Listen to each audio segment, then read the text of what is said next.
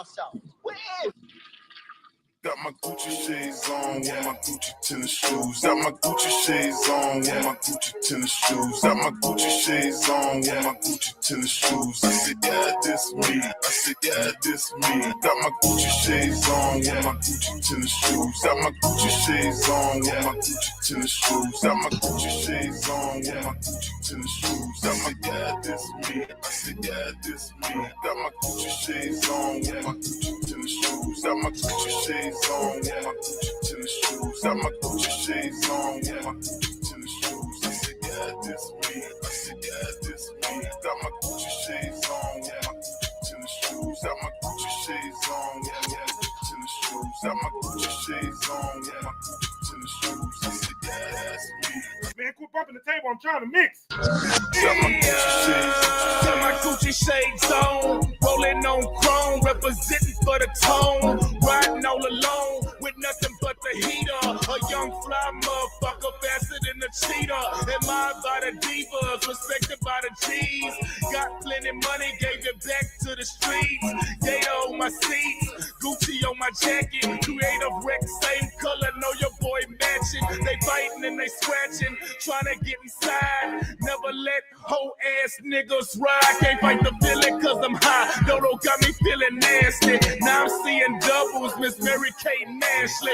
Gucci is my passion, resting for this fashion. Life like a ration, rich so why you asking? Designer everything, if your pocket's getting bigger. Got my Gucci shades on, and they similar to Jigger. I know them youngsters up in there. Open this door up, goddamn on me. I know my son up in there, all this loud noise with them old kids up in here with these old house parties every week.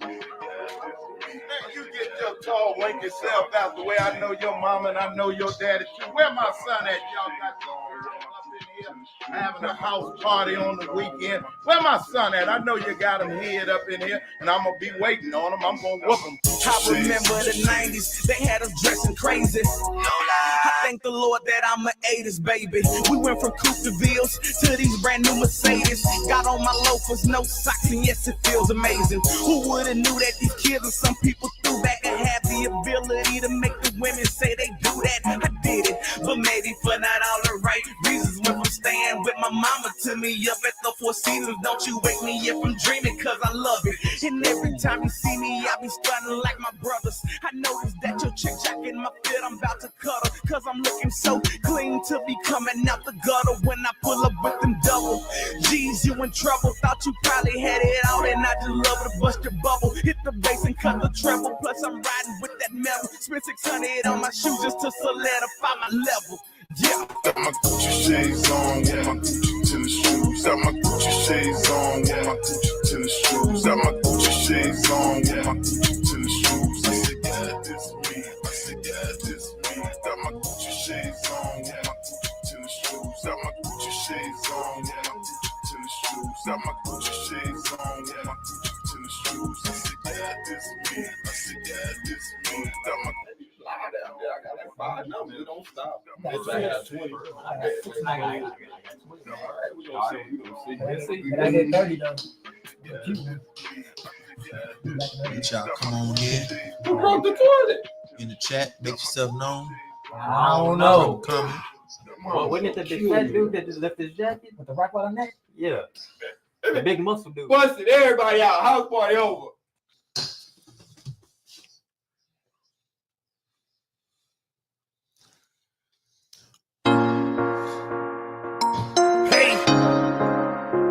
Texas Finance Entertainment, man.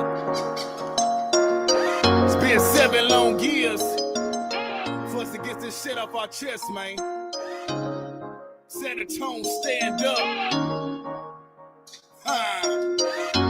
Deep Roots exclusive. My nigga loud in the color, so ain't no taking it back. From the Benz to the Audi, old schools in the land. But before all that, my mission was to be real. Try to help out all my people, give them words they can feel. Motivate, fuck a deal. The east side in my heart, on the bitch for some years. But now bigness a start. Remember top of the chart, silver dying, pulled up. Commerce Street at Wizard Park, gave us a name in his stuff. Spitting facts, sew it up. Got diamonds clearer than water. Made some mistakes in the bed. Took clothes on my daughter. Saying I wasn't a father. Choices I made led to prison. You just sit back and listen. I'm still gonna complete the mission. Raising my kids is my vision. Try to avoid all collisions. Smart, swift with decision. And make my moves with precision. Telling me time is the vision. When I say time is a lie. Cause I'm rebuilding my future. Start with what's the Take a loss like a boss, I'ma make it right back. Only know the G code, no lies, all facts. Put me up against 100, better hope they y'all strapped. Never see me in a trap, cause my nigga is a trap. Take a loss like a boss, I'ma make it right back. Only know the G code, no lies, all facts. Put me up against 100, better hope they y'all strapped. Never see me in a trap, cause my nigga is a trap. I told my woman the other day about the times I could've died. I see that they hate it because a lot of niggas tried. When my brother was gone, how many nights a nigga cried? So now I'm by myself or with my kids when I ride. Put it all on the line, how the one that took losses. Lost 10 stacks, but nigga, how them bought houses. My brother was like, baby, how was Wayne? We was flossing. The streets still in me, cause nigga, I ain't never lost it. Still got that dog in me, but I'm mama's baby. If Greg say it's beef, then I guess I'm bringing gravy. I love my brothers, but Lord knows that y'all crazy. And that's cool too, cause Lord knows that y'all raised me. Everything that we've been through, I can't believe we all survived. Somebody must be saying prayers, cause I ain't been paying tithes. I don't trust nobody, and I done gave too many tries. I don't know what you would do, but I'm ready to die for mine. Take a loss like a boss, I'ma make it right back. Only know the G code, no lies, all facts. Put me up against 100, better hope they y'all strapped. Never see me in a trap, cause my nigga is a trap. Take a loss like a boss, I'ma make it right back. Only know the G code, no lies, all facts. Put me up against 100, better hope they y'all strapped. Never see me in a trap, cause my nigga is a trap. All lost like a boss, I'ma make it right back. Only know the G code, no lies, all facts. Put me up against 100, better hope they y'all strapped. Never see me in a trap,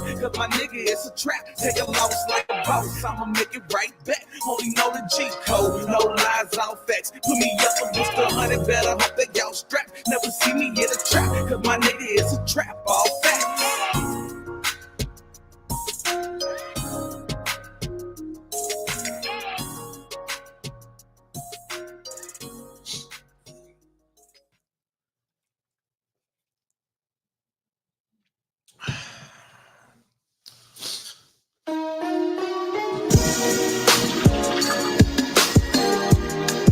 Rain one time.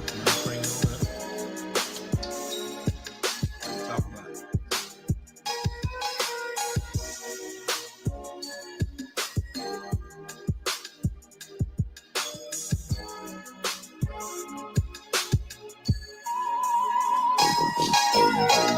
You like the way that I grip the brain. I let the top back and I start switching lanes. I'm rolling through where everybody go. If I ain't on 22,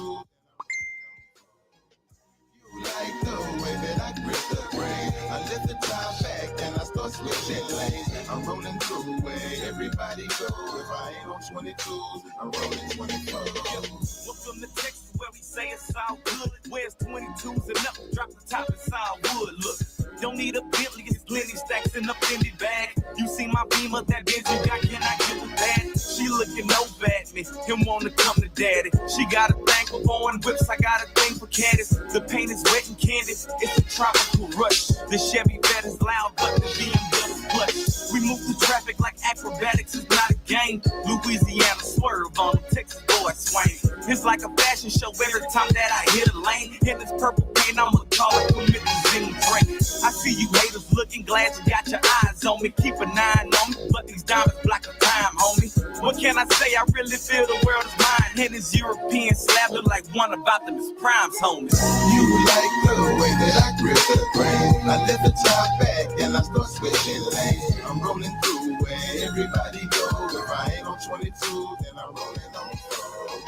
You like the way that I grip the brain. I let the top back and I start switching lanes. I'm rolling through where everybody go. If I ain't on 22, I'm rolling 24.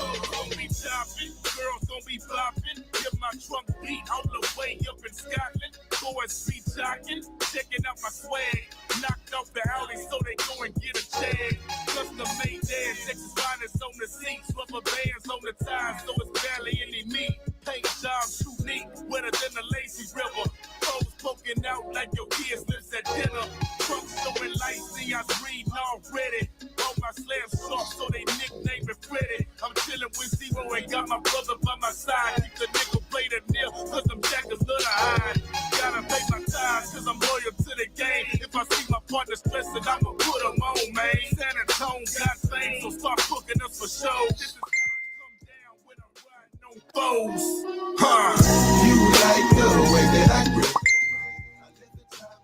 and I start switching lanes. I'm rolling through where everybody go. If I ain't on 22, then I'm you like. I lift the top back and I start switching lanes. I'm rolling through where everybody go. If I ain't on 22, I'm rolling 24. Nothing, boy. No one in this world can compare to mine. When you go, keep my roll on. let them know. I make sure I got something to hold on to. The way that I grip the brain, I lift the top back and I start switching lanes. I'm rolling through where everybody go. If I ain't on 22, then I'm rolling on the road. You like the way that I grip the brain. I lift the top back and I start switching lanes. I'm rolling through where everybody go. If I ain't on 22, I'm rolling 24.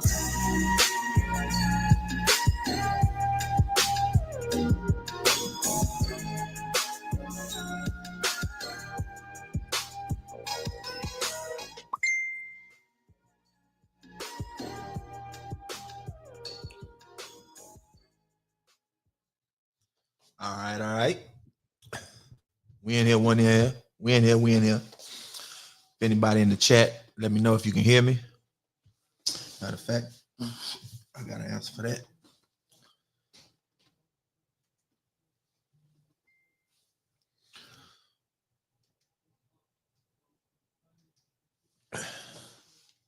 I'll pull this mug up myself.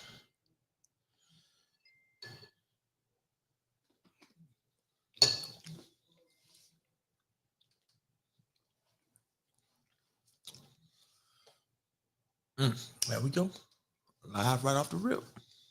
There we go. Okay, I can see it now. Let's talk about it, man.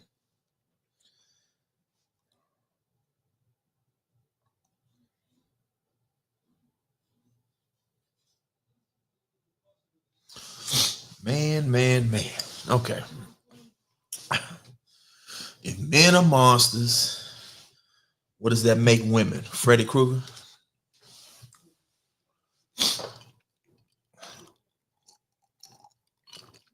So there's a whole debate about men being the monsters that prey on women. But as we know, men prey on men too. And it's often overlooked the fact that there's just as many women predators as it is male predators. Why is this? Because when a man preys on somebody, it usually has something to do with violence, aggression, force. You can witness those things with your eyes. Women tend to dwell in the mental and emotional abuse, torture, manipulation. Though they will get out there and get physical every now and then. You know, you have some guys that get caught, get stabbed up, get shot up. But to keep it a bean, a lot of times when guys are preying on other people, it's often that it's a woman behind that too. Whether she is his motivation to do it because feels like he's taking up for her or avenging her name in certain instances where you have like, oh, the sister goes and gets her brother and said, oh, this dude did something to me. And a lot of times that don't be the case. They just dry wire a guy up and send him out there. Then you have situations where it's all kind of stories here. You got situations where you got women that will use the police against you, be lying and use the police against you. That's the same thing as putting your hands on somebody or worse, because therefore you affected that person for a lifetime. Oh, you got situations where girls get guys killed, sometimes get their own people killed.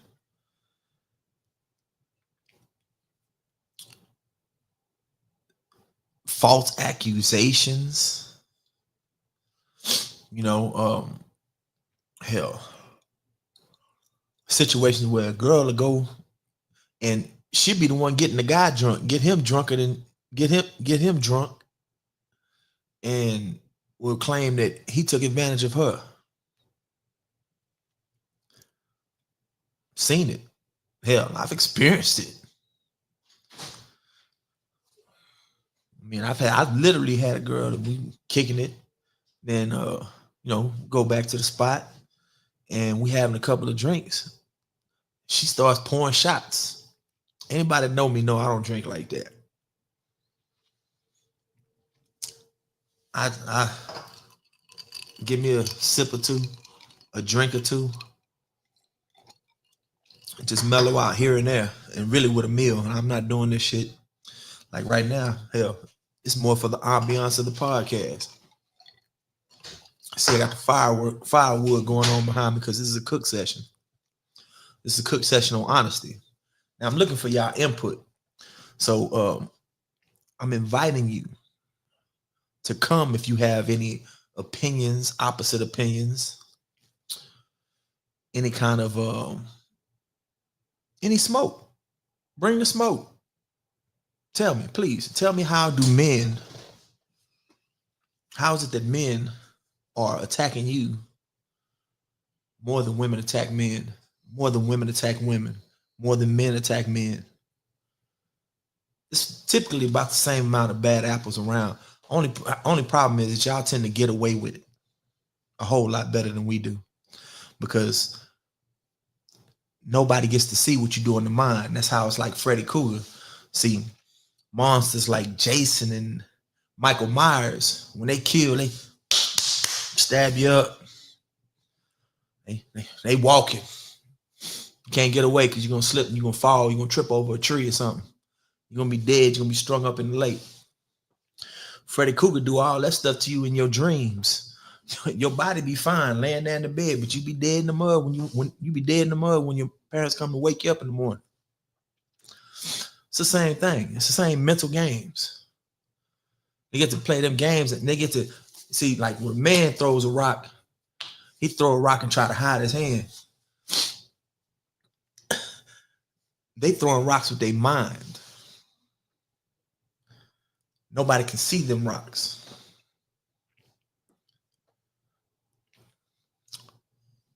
It's a sticky situation.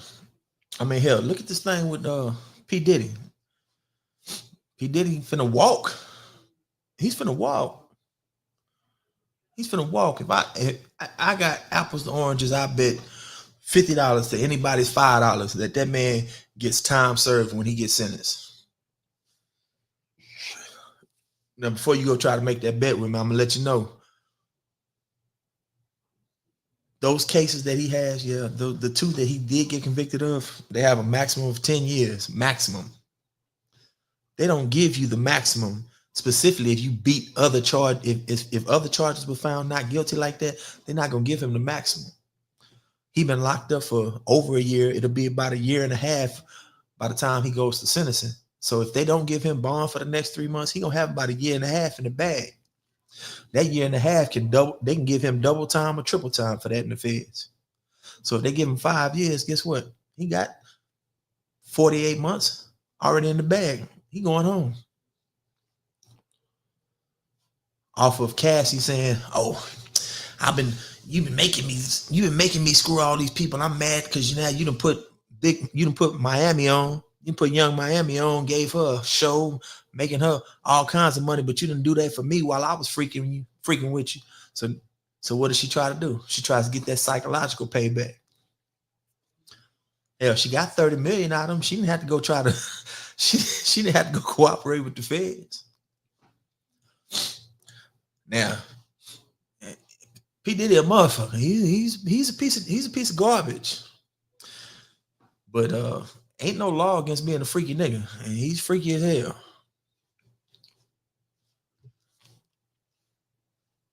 So come on up here with the smoke. Who got the smoke? Who wants to tell me?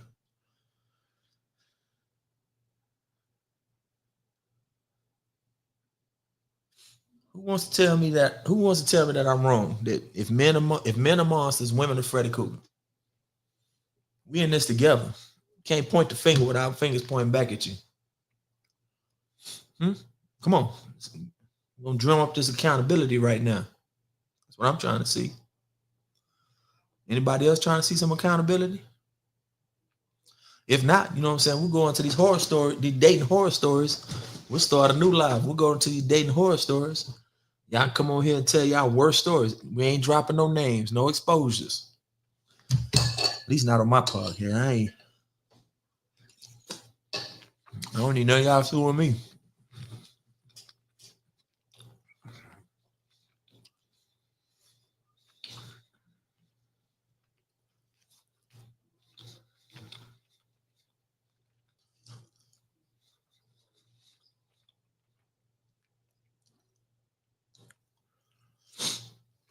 Hello?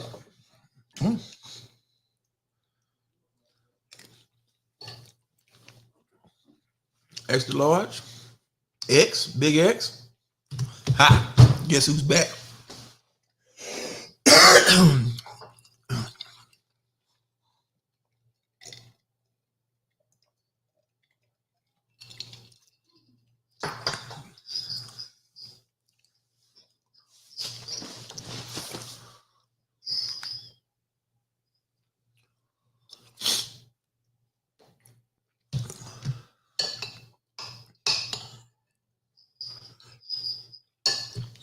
Anybody want to talk about it? I mean, hell, you won't want to talk about it. We're gonna talk about some issues that I done seen, witnessed personally. I can tell the stories.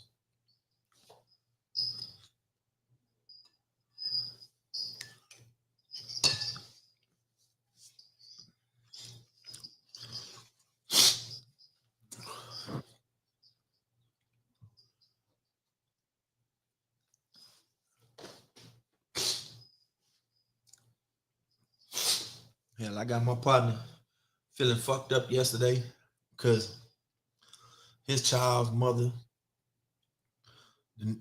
took his kid. Y'all run around talking about, oh, nigga deadbeat this, nigga deadbeat that. The only reason that y'all call men deadbeat is because they're not doing what you want them to do. That doesn't make them a bad father.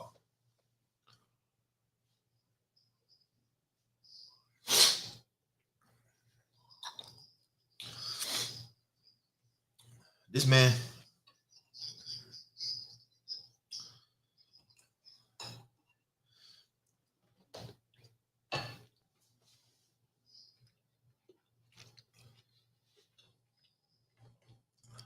paying $1,600 worth of child support a month. Ain't been able to see his baby in 6 years. And don't say, oh, you need to fight for your kids. Because guess what? He got the money to go pay some of the best lawyers. He went down there with the lawyers. Had to fight.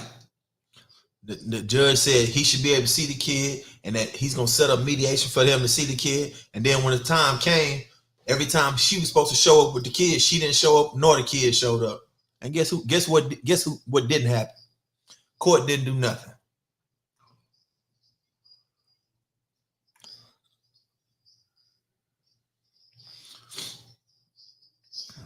They didn't do nothing about it. They didn't do nothing about it. So where do men get any kind of appreciation for the sacrifices they make outside of being blamed for every damn thing?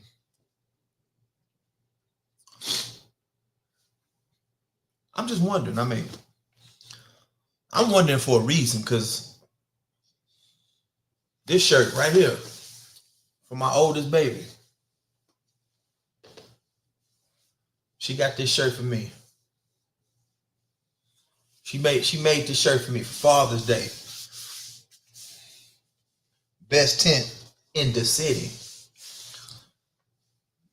That's somebody whose mother I had to fight her whole life. Hell, matter of fact, I'm still paying some child support. I'm not paying child support part. I'm paying the interest, and I'm choosing to pay the interest as slowly as possible.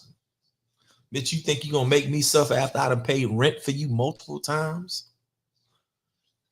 After I done helped you out multiple times, gave you a house to live in the whole time I was locked up? And that's the only reason that I was behind on child support, and you let that build up on me instead of telling them people, hey, he gave me a house. That's a little bit more than what he's supposed to be paying in child support. Actually, a lot of bit. I could have rented that damn house out, paid my child support, and been putting money on my books and in my bank account. But that's not the type of person I am. So let's talk about it. Come on, man. Everybody got some smoke there.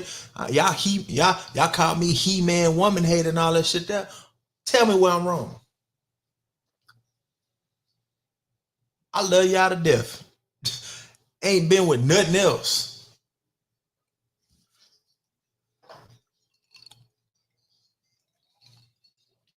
From the last bit of the generation that'll still run behind a dumpster if one of y'all scream from help. So please, tell me why I'm wrong. Come on with the smoke. Matter of fact, let me drop this link in the goddamn chat. Let me drop this link in the chat. We don't even play no games with this. We don't play no games. Drop this link.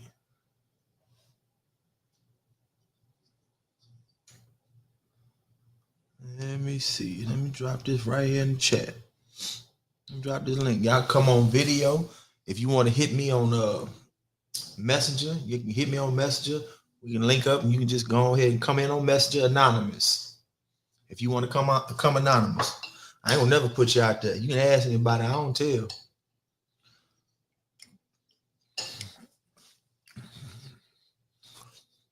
I did all 10 of my years behind not telling.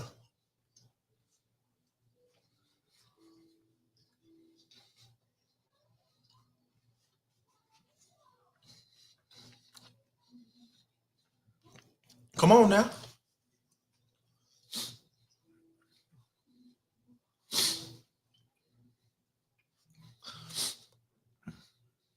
I'm waiting for somebody to tell me because, hell, my stepbrother, this man didn't have his daughter till he was 37 years old.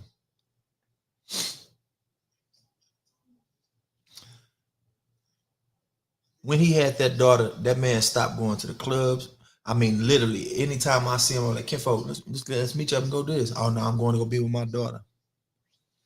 He'd be at the gym in the morning. I'd be like, hey, Kinfolk, let's go have breakfast. I'm like, nah, I got to go pick up my daughter. I didn't even much get to kick it with my brother when I came home for the last time. And whole time, like his baby mama put him on child support from birth. Then all of a sudden, she take him off child support. Now, people call him a monster because of what he did.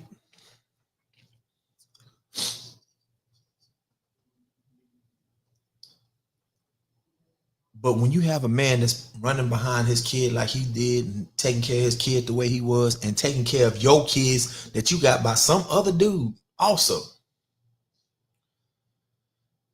and you decide to take him off child support when y'all break up and tell him, I'm going to disappear. I took you off child support so me and this baby can disappear and you'll never see her again.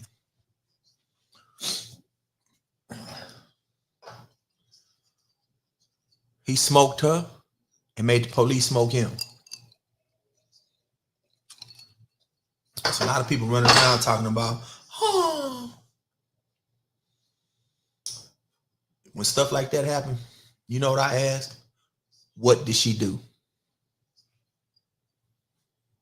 What did she do? Because she did something.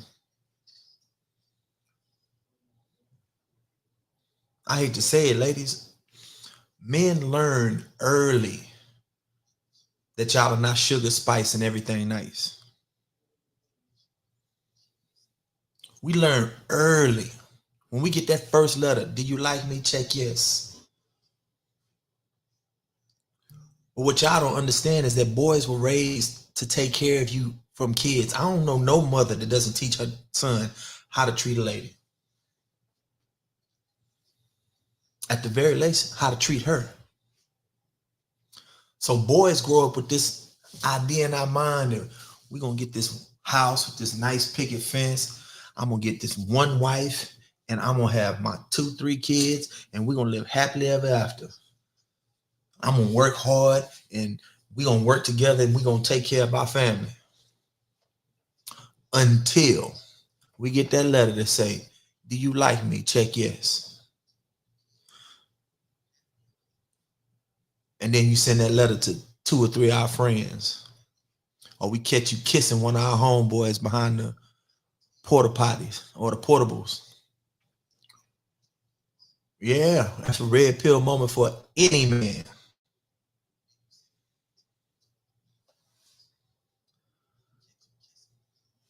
I have no clue. The thing about men is, see, most men, if they're raised by men, they're only gonna let you get over on them once like that.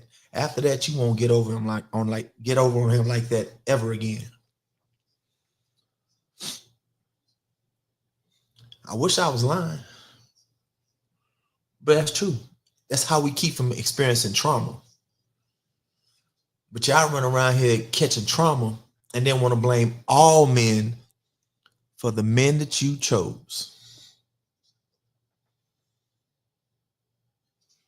You keep choosing the same type of guy. They might look different a little bit, but they all do the same things. And then when you, and not even that, not even just that, you act in the same way with them.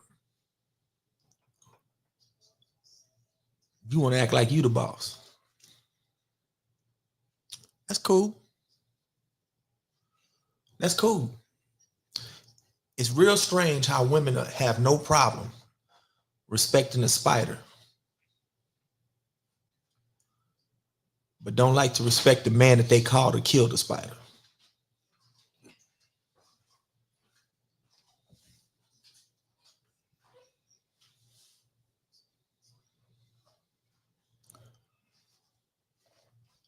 Y'all understand how that doesn't make any sense?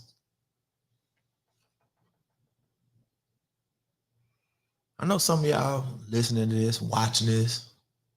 Oh, he don't know what he's talking about. Well, come tell me. I challenge you to bring the smoke.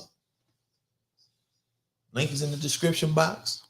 If you're watching this on my Facebook, you can get in my inbox right now and you can call in call in anonymously. Nobody will even know you're here. I'm gonna answer it on my iPhone. Pull your volume Swing up on, so swing people can on. hear you, and that's it.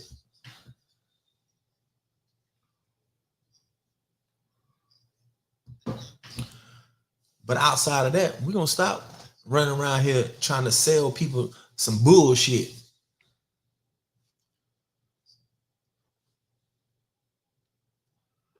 Yeah, men do some foul shit. But you know what the funny part is? Women do some foul shit too. At the same damn clip. She was talking about how men cheat all the time. Well, it's funny, but women cheat at the same damn clip.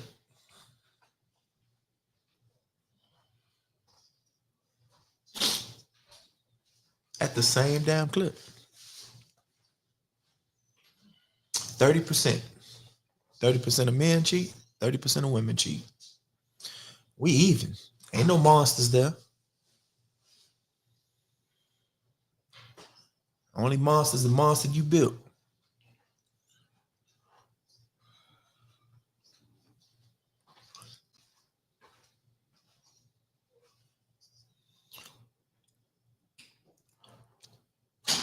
In Jamaica,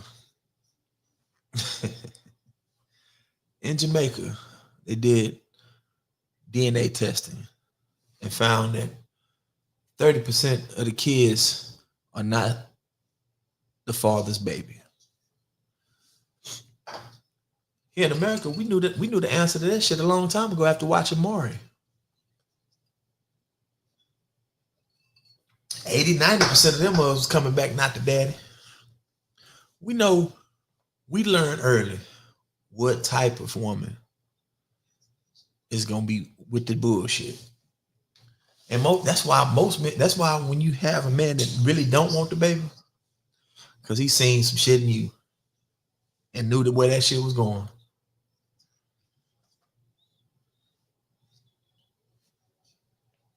Now, is that all women? No. Nope. Never gonna say that. Never gonna say that, because it's never gonna be all women. But that same thing goes to men too. It's never gonna be all men.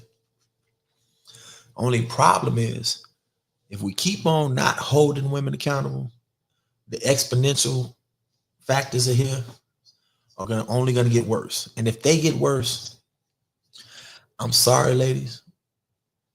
I hate to tell you this, but if you're the inspiration and the inspiration is manipulation, what do you think these little boys gonna do? What they gonna do? I mean, then to top it off, you give them pussy for doing the wrong shit.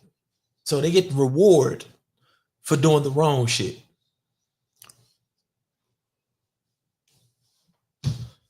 Train a dog by giving him a treat for doing the wrong shit and see if he ever do the right shit.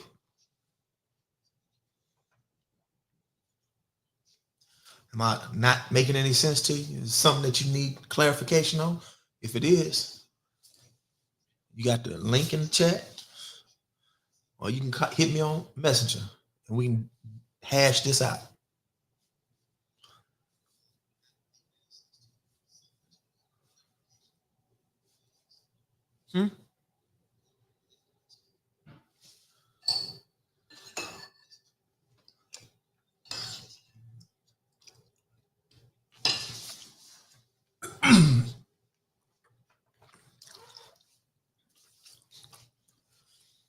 Damn, gumbo spicy. Shit.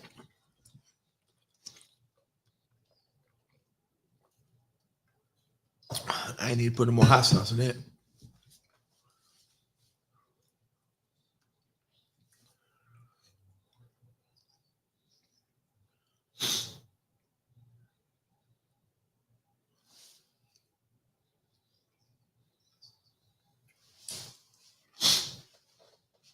Nobody? Y'all got all the smoke on y'all statuses that y'all posting, thinking nobody's gonna hit me and let me know that y'all talking shit. Y'all don't want to talk shit now?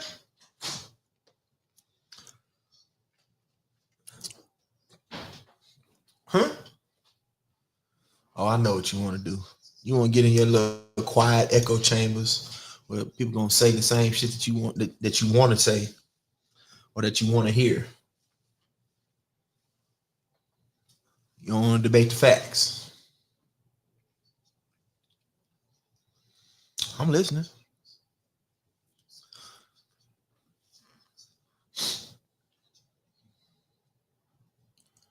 I got a cousin. I had a cousin. He passed away a long time ago.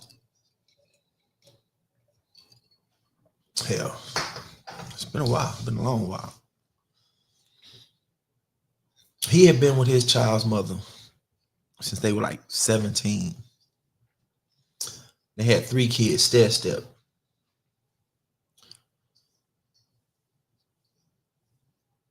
And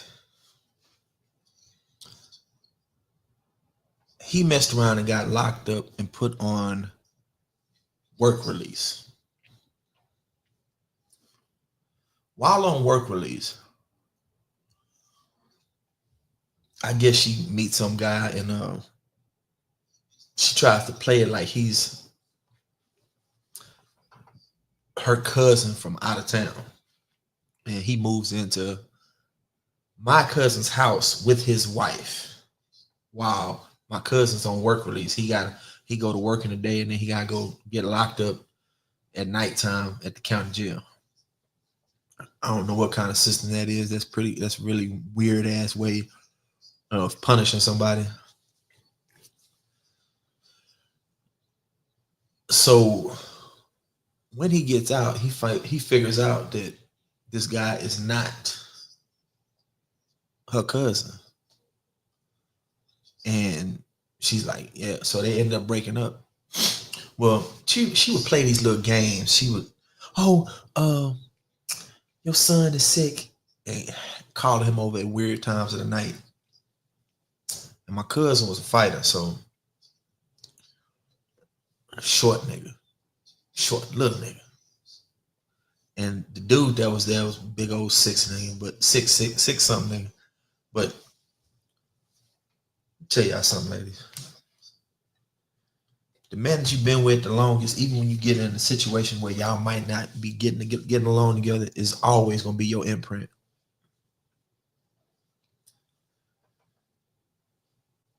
Meaning that he's gonna always be on your mind after you call yourself moving him off. That's why a lot of y'all tend to go back and mess with the same guy that you've been messing with for the last 10 years. Like y'all get together, break up.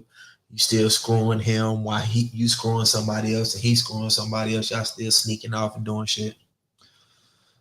Because people that you've been with for a long time, especially when you start off young together, that's who you're supposed to stay your ass with. Well, she'd be doing those little things just to get him to come over there. And I used to tell him, like, man, stop going over there, man. Because every time you go over there, you getting into it with that nigga and you whooping that fool. He done whooped him 2 times. One night she called him over there.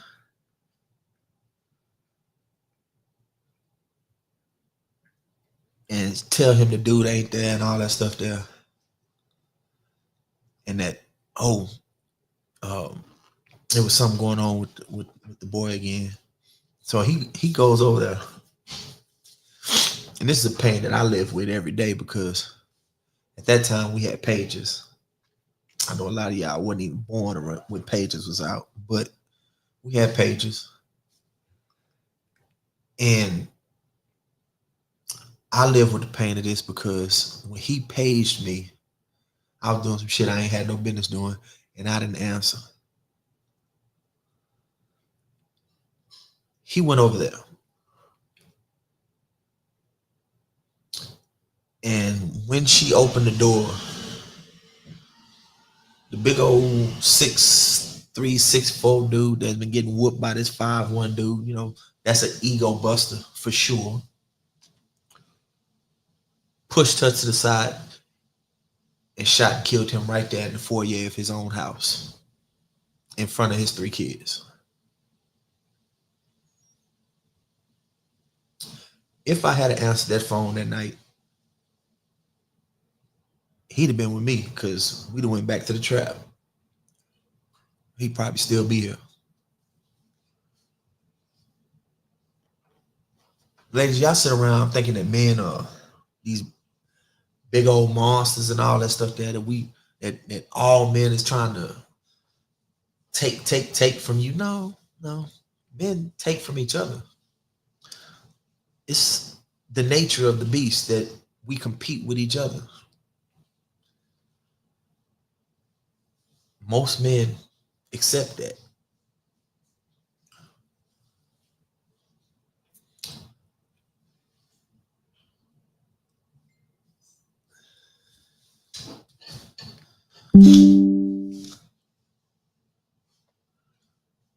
Most men accept that men compete with each other.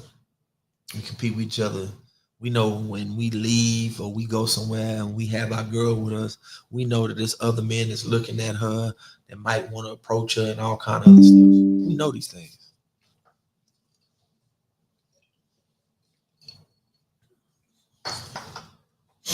We understand it. We know that it's going to be some guys that may have bad intentions.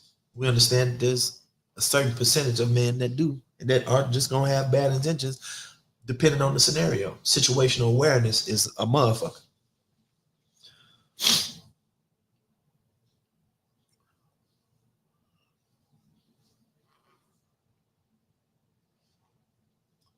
We don't necessarily judge each other for those things.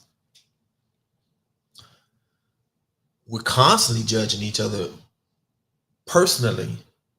We're assessing situations. We're making assumptions, strategic assumptions, probability versus possibility.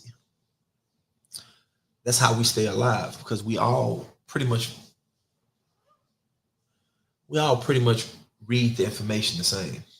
We just have different levels of intellect and intelligence and intention.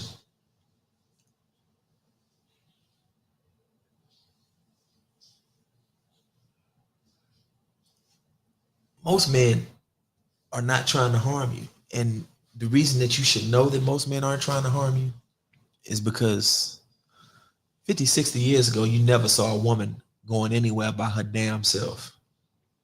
And why do you think that is?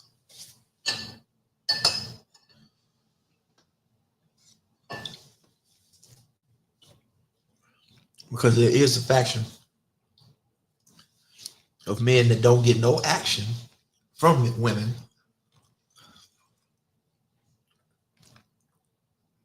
that will see you as a lick, either for your punani or your purse. You can take a pick. But that's the same thing for women. Women look for that nice guy that's going to come out of his pocket, spend some money right off the rip, ease her motherfucking bill load. Tricks, as you call them. Simps, suckers, fools.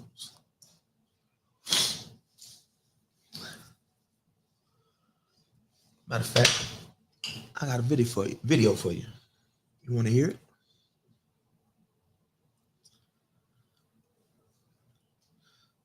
Now, most of y'all can go to my page and check it out right now.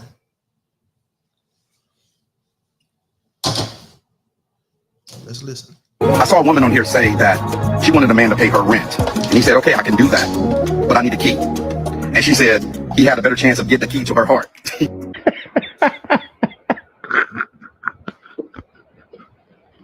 She thinks she ate.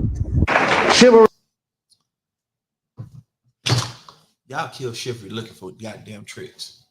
Treat men like tricks. Thinking that you getting over slick.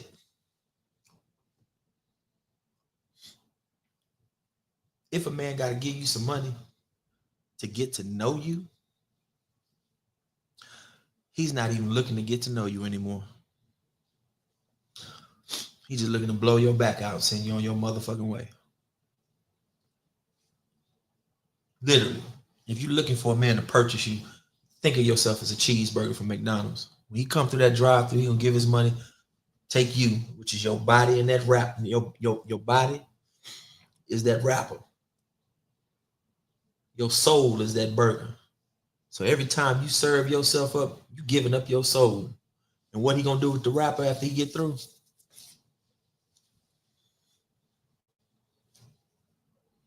That's if he got some sense. Because you trying to play him like he ain't got none. It don't work. Y'all put on this planet to inspire men to do great things. When you come at it from a selfish aspect, looking at it like, oh, well, nigga can't be messing with me unless he paying some of my bills. Because you're looking for a provider, as they say. But if you look in that book where it's talking about a provider, it says providing for your wife. Not being no damn fool for no whore.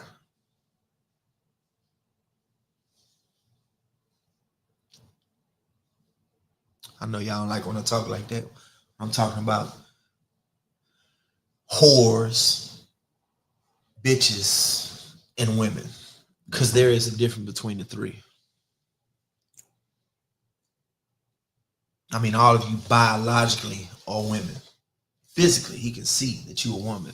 But if your inside says whore, bitch, not lady, he ain't wrong no matter how he treat you. Now, if you a lady and he dog you out, he the scum of the earth. But a lot of y'all are whores thinking that you ladies. That's not to say that you can't fix the situation, but you got to fix being a whore first. And find a man that's cool with it.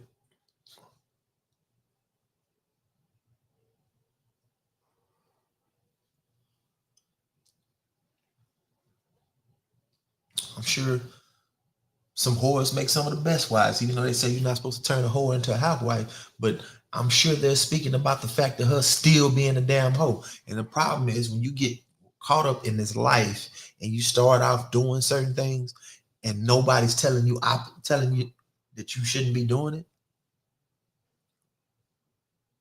well, you know what happens. You know and I know what happens. You get stuck. It don't even be your fault that you become a whore. Mama let you be a whore.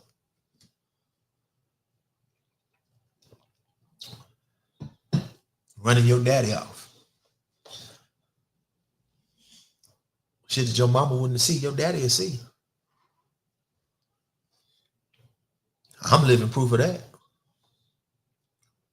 I know damn well I couldn't have got away with selling no dope for no 9 years before my mom found out after I caught the Fed case.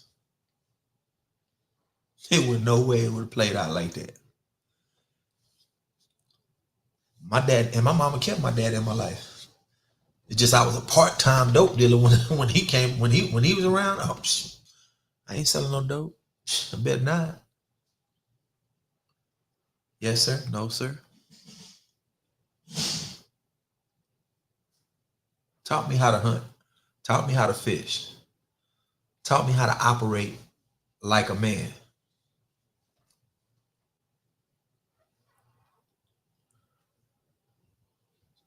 So no, men ain't monsters.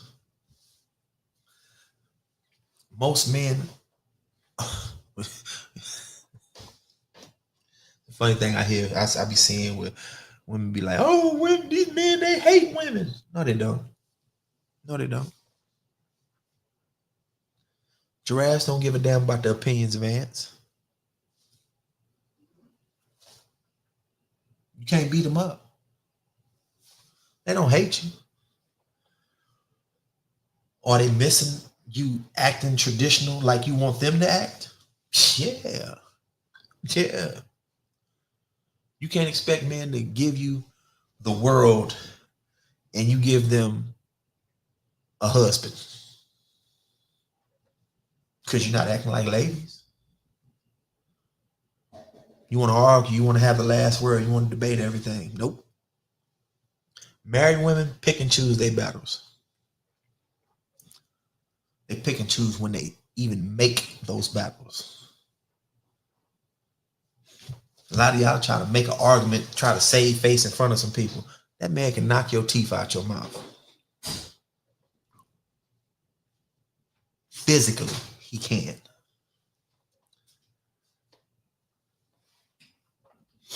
I use this analogy. Men are your pet lions.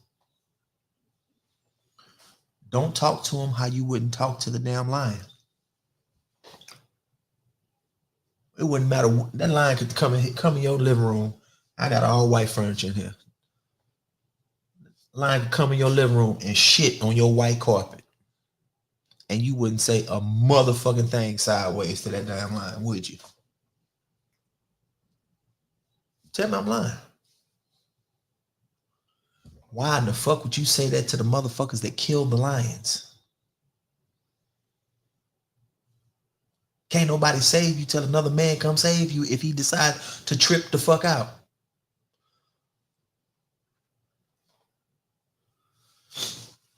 I mean, I know what the problem is. y'all are not really even mad at men. Y'all are mad that y'all ain't born in the position of men. I have no qualms with that because there are certain aspects of manhood that I do get to enjoy that women will never get to enjoy. But there are certain aspects of womanhood that I'll never get to enjoy. We got our own burdens and our own perks. We can't sit around thinking, oh, well, the world would be a better place if men were more like women. Because you know why? At the end of the day, guess what I know? Most women don't want a man that act like no damn woman long term. We might deal with that shit for a little while, but your coochie gonna dry up so quick. Then you're gonna be mad at him because he cheating. Because you ain't gonna be wanting to give him none. That's a totally other difference of discussion.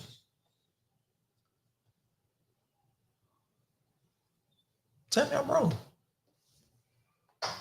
Ain't nobody in the comments. Ain't nobody got nothing to say.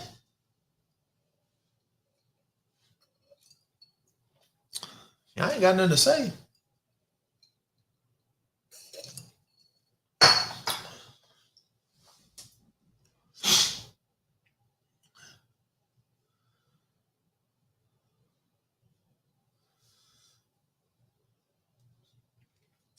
I ain't got nothing to say. You know what I'm saying? We can get up out of here.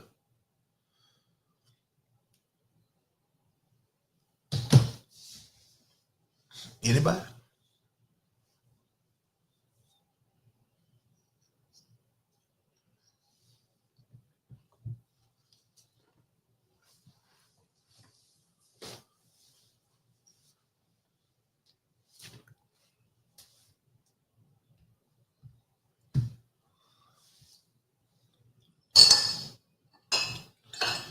This shit cold. I'm still eating it because it's good.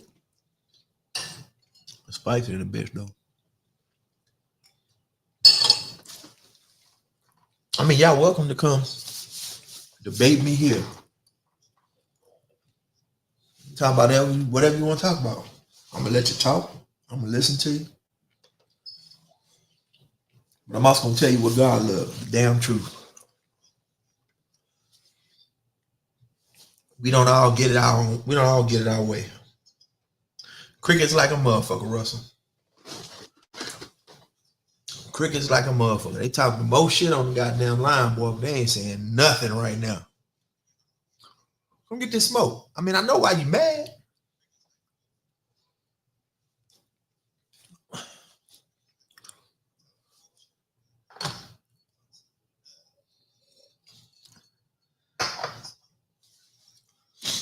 I know why y'all be mad.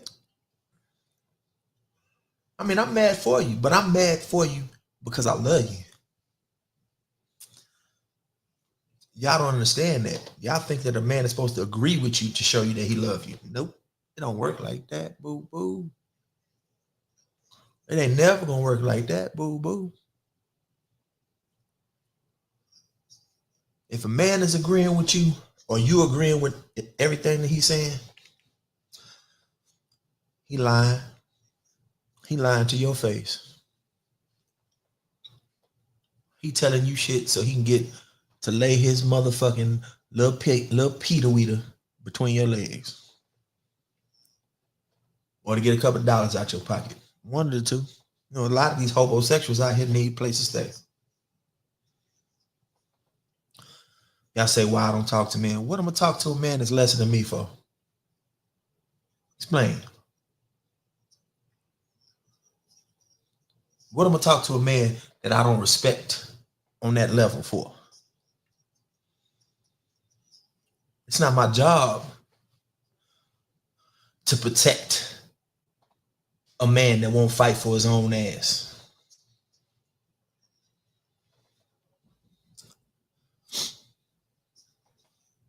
My job is to protect women, children, and the elderly. That's all I care about. So when I tell y'all not to do things And I say it from a position of wisdom. It's wisdom that I got, that I earned honestly. Trust me, I'd have made all the mistakes that I needed to make.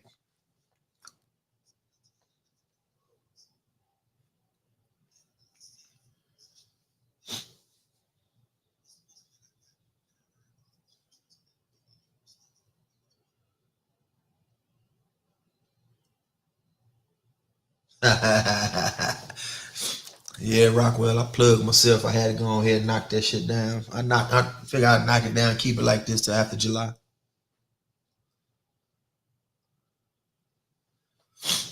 But yeah, man that won't fight for his own ass, good luck.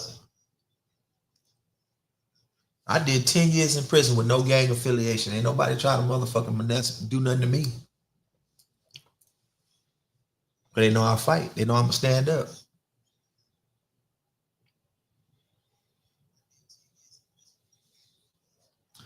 I don't play them games.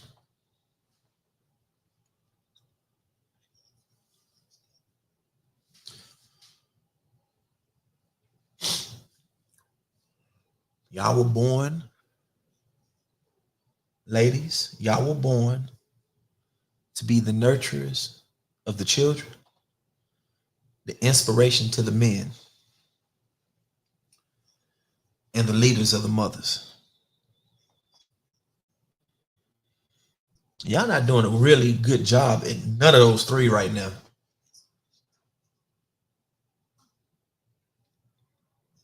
I'm just gonna tell you the truth. Y'all not doing a good job at none of those three right now. New York had more abortions than births last year.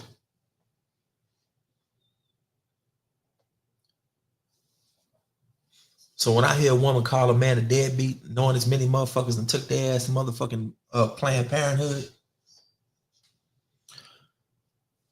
it irritates my soul. Because y'all look at a father as his only worth is how much money he can spend. Him not telling you no for some shit that you might not, shouldn't even be doing.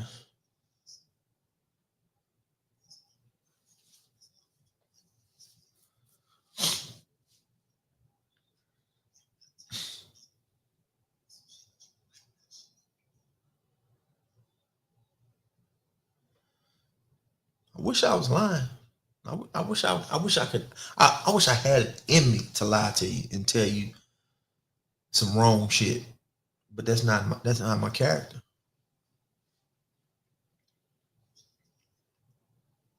Now I don't care whether you like me or not for it. Please continue to come get your windows tinted. But I don't care whether you like me or not for it. I'm still gonna do the best job I can do for you on your window tint. This here is about the future generations. This ain't about us no more. These conversations we need to have so we can do some correcting. Because in case ain't nobody been alive the last 10, 20 years, we're falling off the fucking cliff.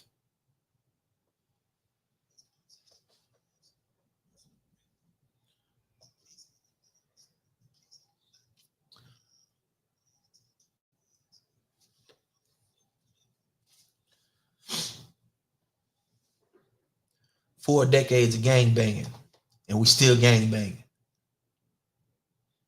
Make that make sense.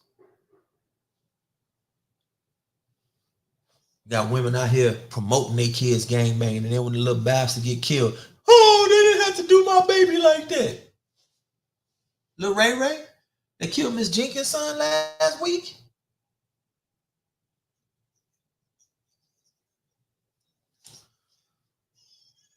You raised that little bastard to be like that. You gave him everything he wanted. You let him talk to you crazy. You ain't check shit.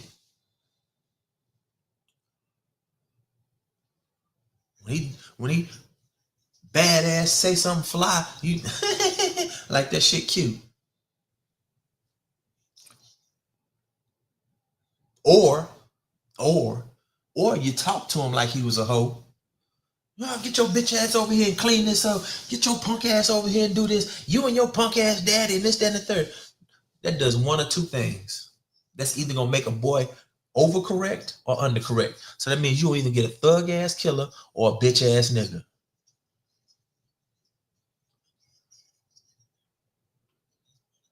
I ain't lying. I done directed many men on how to kill the bitch inside of them because they was just raised by their goddamn mama. They running around here being emotional, getting all in their feelings and hollering and doing all kind of crazy shit when they in their feelings.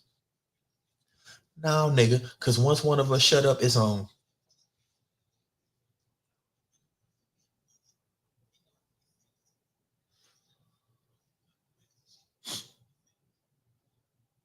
That's universal telltale that all men instinctively know that once one of us stop talking, somebody finna get hit in the mouth.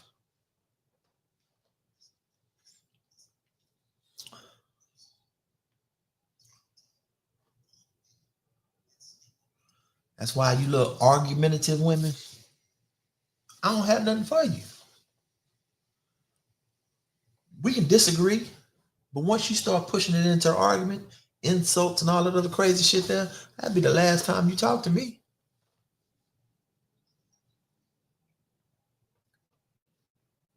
I ain't got time for it. I ain't got time for it.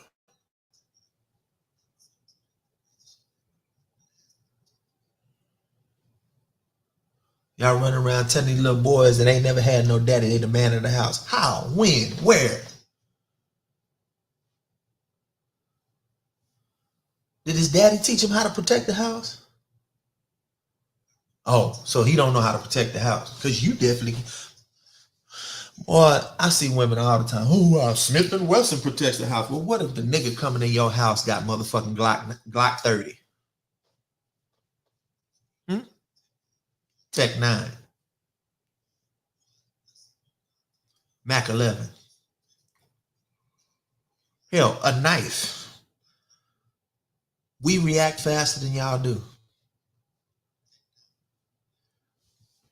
Hell, a bump loud enough, somebody kicking in your door, most of you women gonna roll out that motherfucking bed, ain't gonna know which way is up faster than the man coming there and do something bad to you.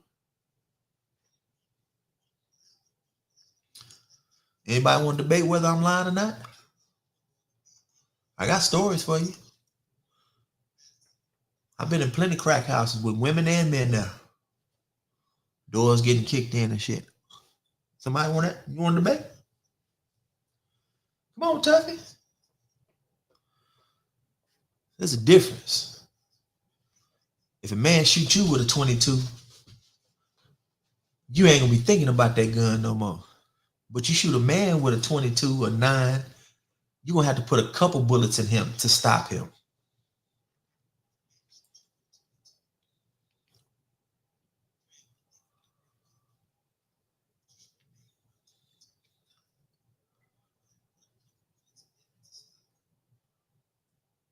So no, when men give you proactive protection by telling you, hey, you shouldn't do this, or you shouldn't go there, or you shouldn't do this, you can't be like, oh, well, men are monsters, I shouldn't have to do all that. Motherfucker, I gotta watch my back when I do shit. What the fuck are you talking about?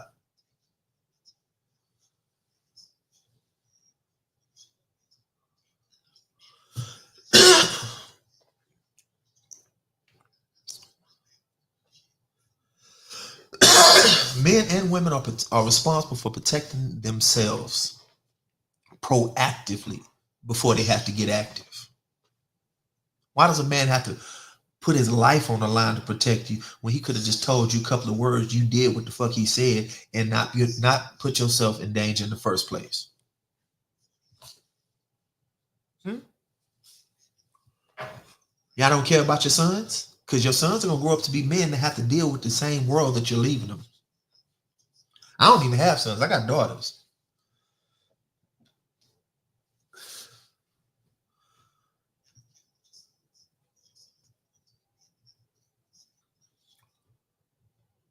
I got daughters. I got girls. And I raised my girls to respect the boys that they date, to treat them right.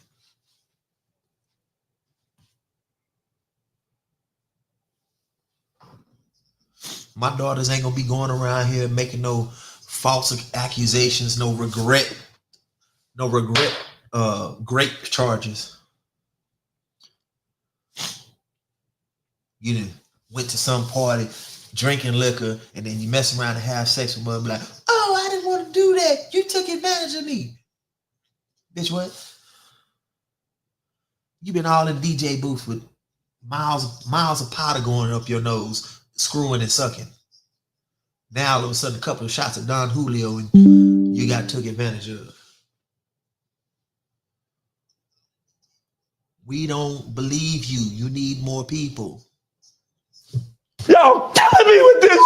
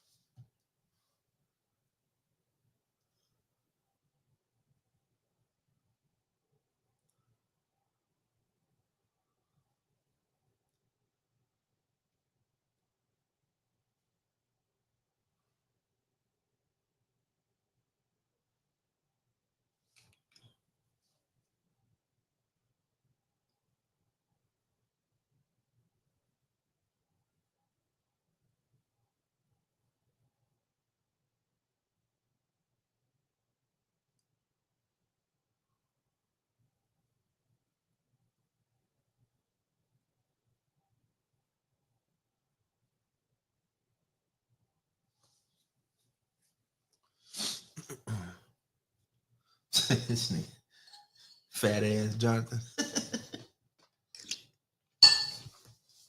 Some gumbo, bro.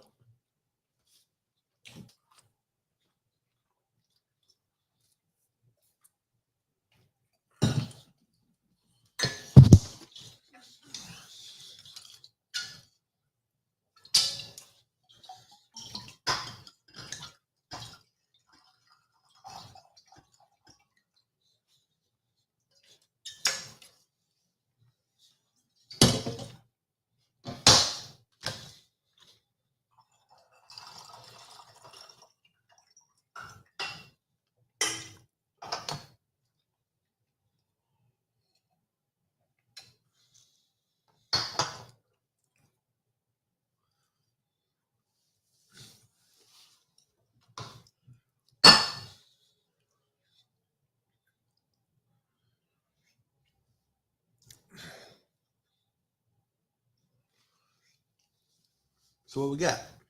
Anybody want to come up? I dropped the link on you again.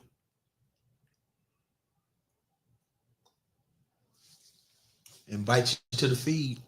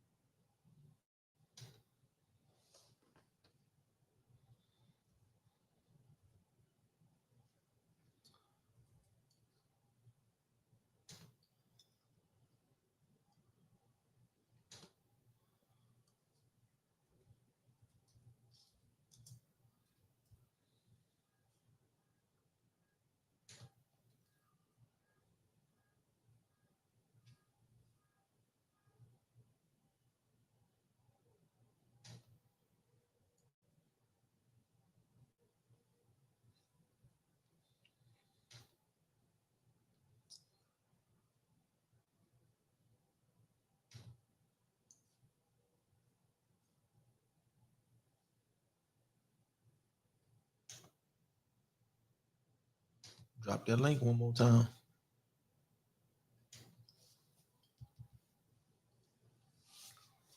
There's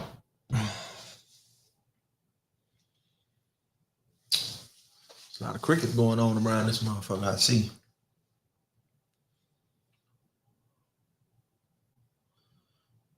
I got all the smoke any other time. What's up?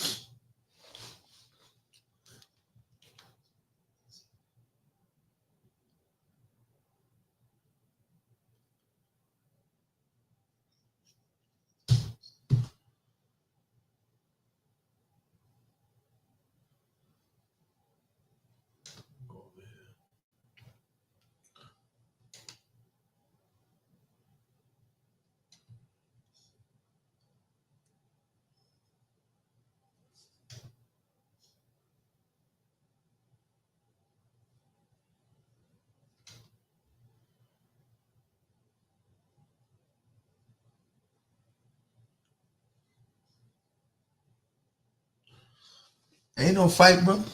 We're gonna have a legit conversation. We're gonna clear this shit up. Why don't you go on your messenger? You hit the link and come up.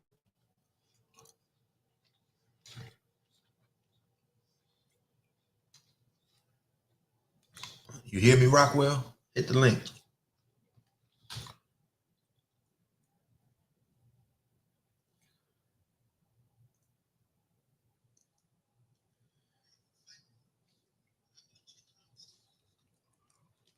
What you got for tomorrow? What you need, Raw? Jonathan?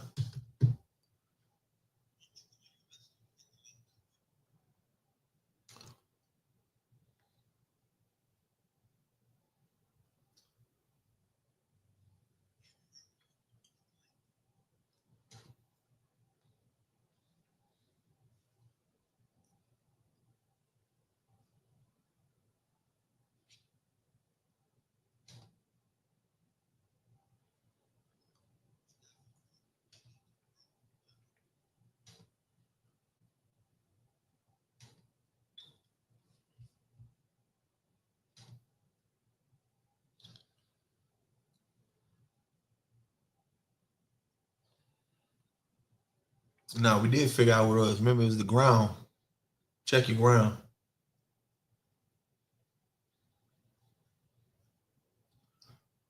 Remember last time your ground was weak as a motherfucker.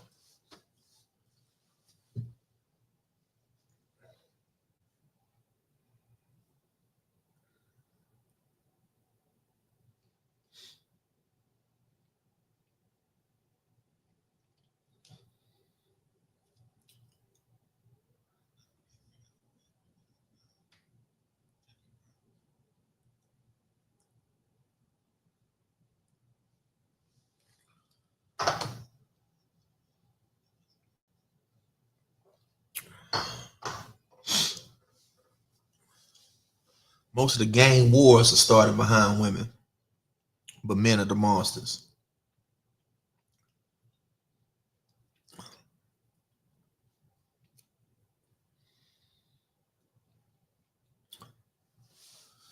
How many people got a loved one in jail behind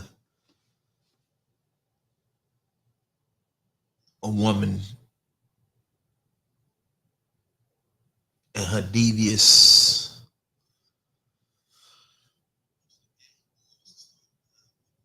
vindictive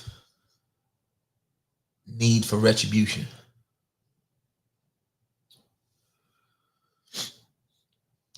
I done seen dudes get killed because a dude didn't want to take a girl back. She'll go get the next guy, get a guy specifically that she know will shoot somebody, get him and wire him up to kill her baby daddy.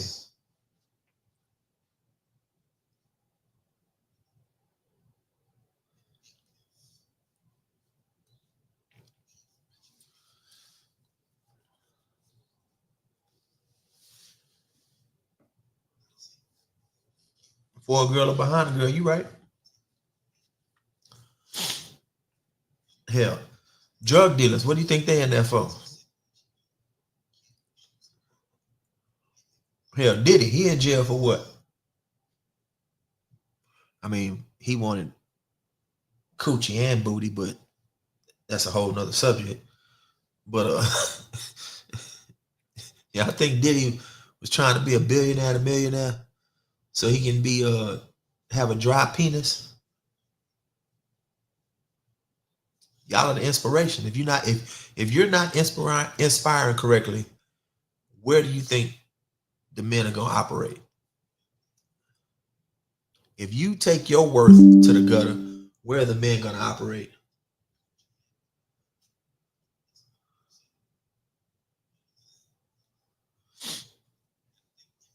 Old African proverb: a nation cannot raise no higher than its women. If the women are operating in the gutter, they want to show their booty to everybody, they coochie to everybody, they breast to everybody, or they, hell, sharing their body with everybody. I mean, what do you think the boys gonna operate?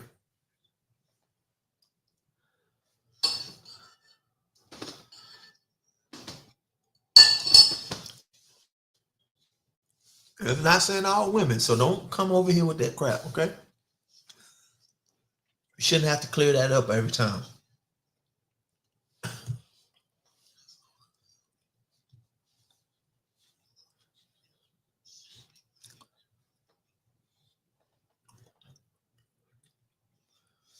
The problem is that the majority of women have started to operate like bad apples. I'm not saying that they're all bad, but they operate like bad apples.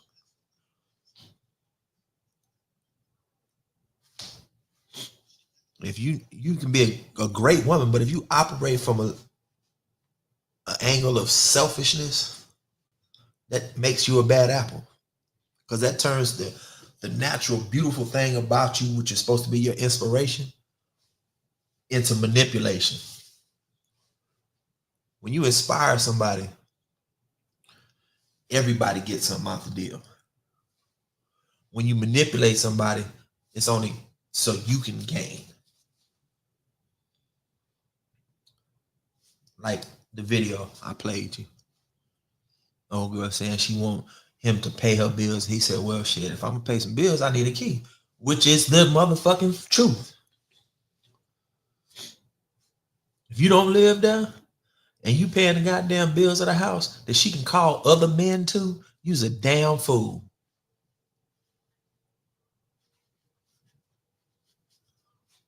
If you ain't at least got a key to that motherfucker, you's a damn fool.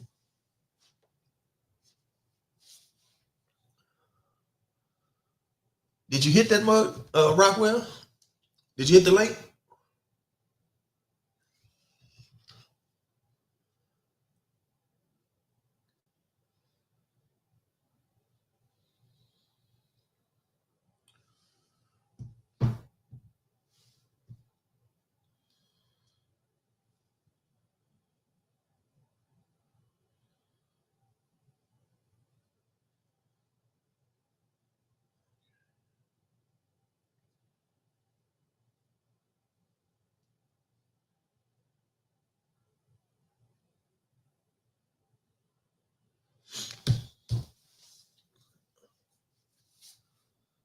No, I just sent you the link. I just sent you the link in your messenger.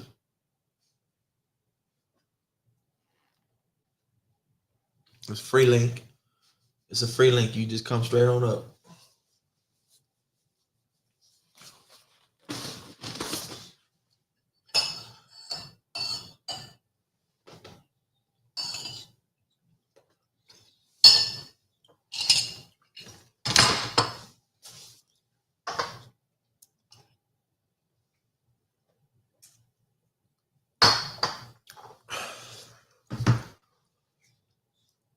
If anybody wants the link, hit that damn comment section. Let me know you want the link. I put it in your inbox. Because what I see is happening is that it's dropping the link on YouTube and ain't dropping it on Facebook. Oh, we got King Rockwell in this bitch. Bring him on. Hey, What's he up, is. bro? Yeah, I'm in this piece. What's happening, man? Hold on 1 second.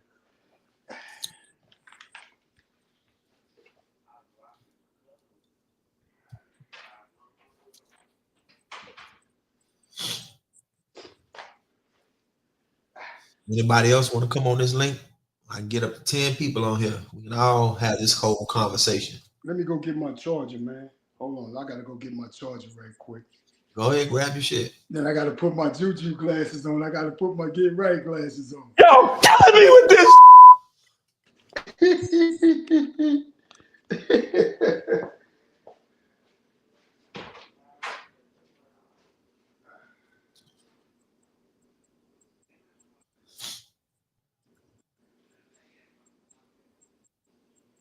Rock on. Anybody with a cell phone, y'all can come up. Anybody want to come up? Let's talk about this.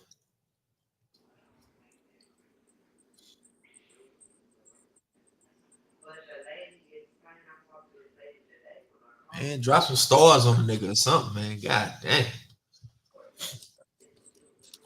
Y'all cash at me $1 for a cup of coffee. I'll take it.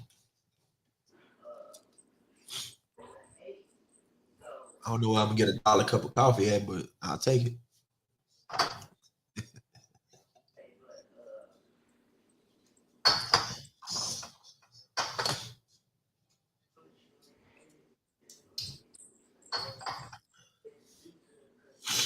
I ain't gotta get rich off of doing this shit. I got assets. Big Mo in the building.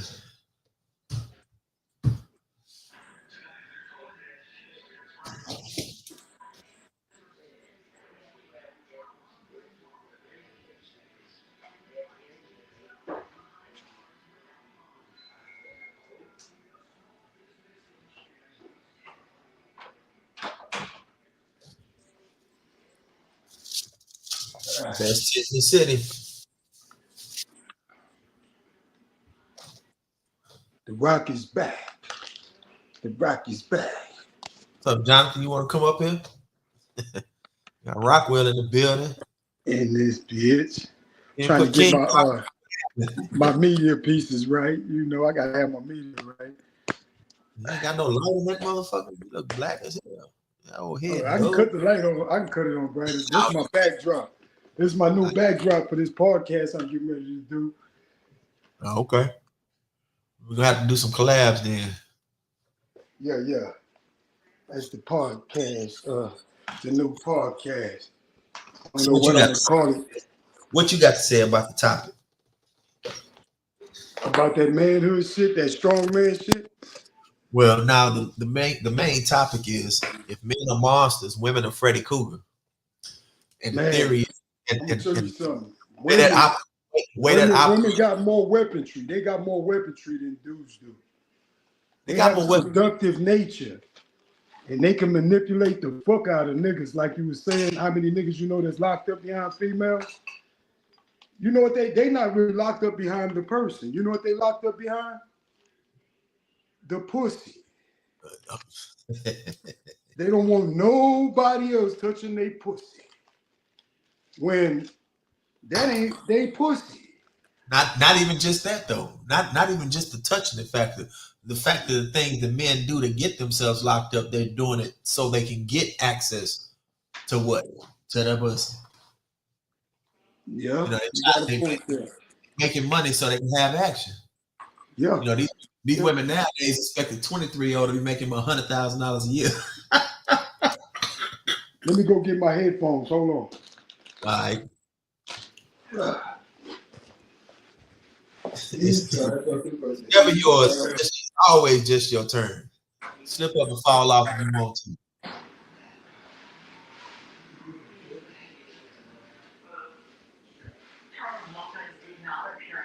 What's my favorite word?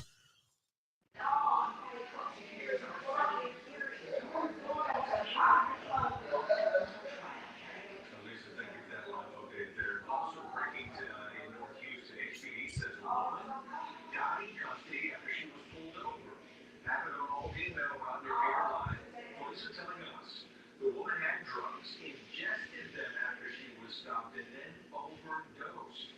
Police have not said what the stop was about, and we're waiting for more information. Well, Lieutenant break-in so extreme it left a small business owner speechless. And take a look, it was all caught on camera. Video shows a U-Haul backing up repeatedly into the village of Northside. And when the burglars finally leave, the shop owner says his business was targeted.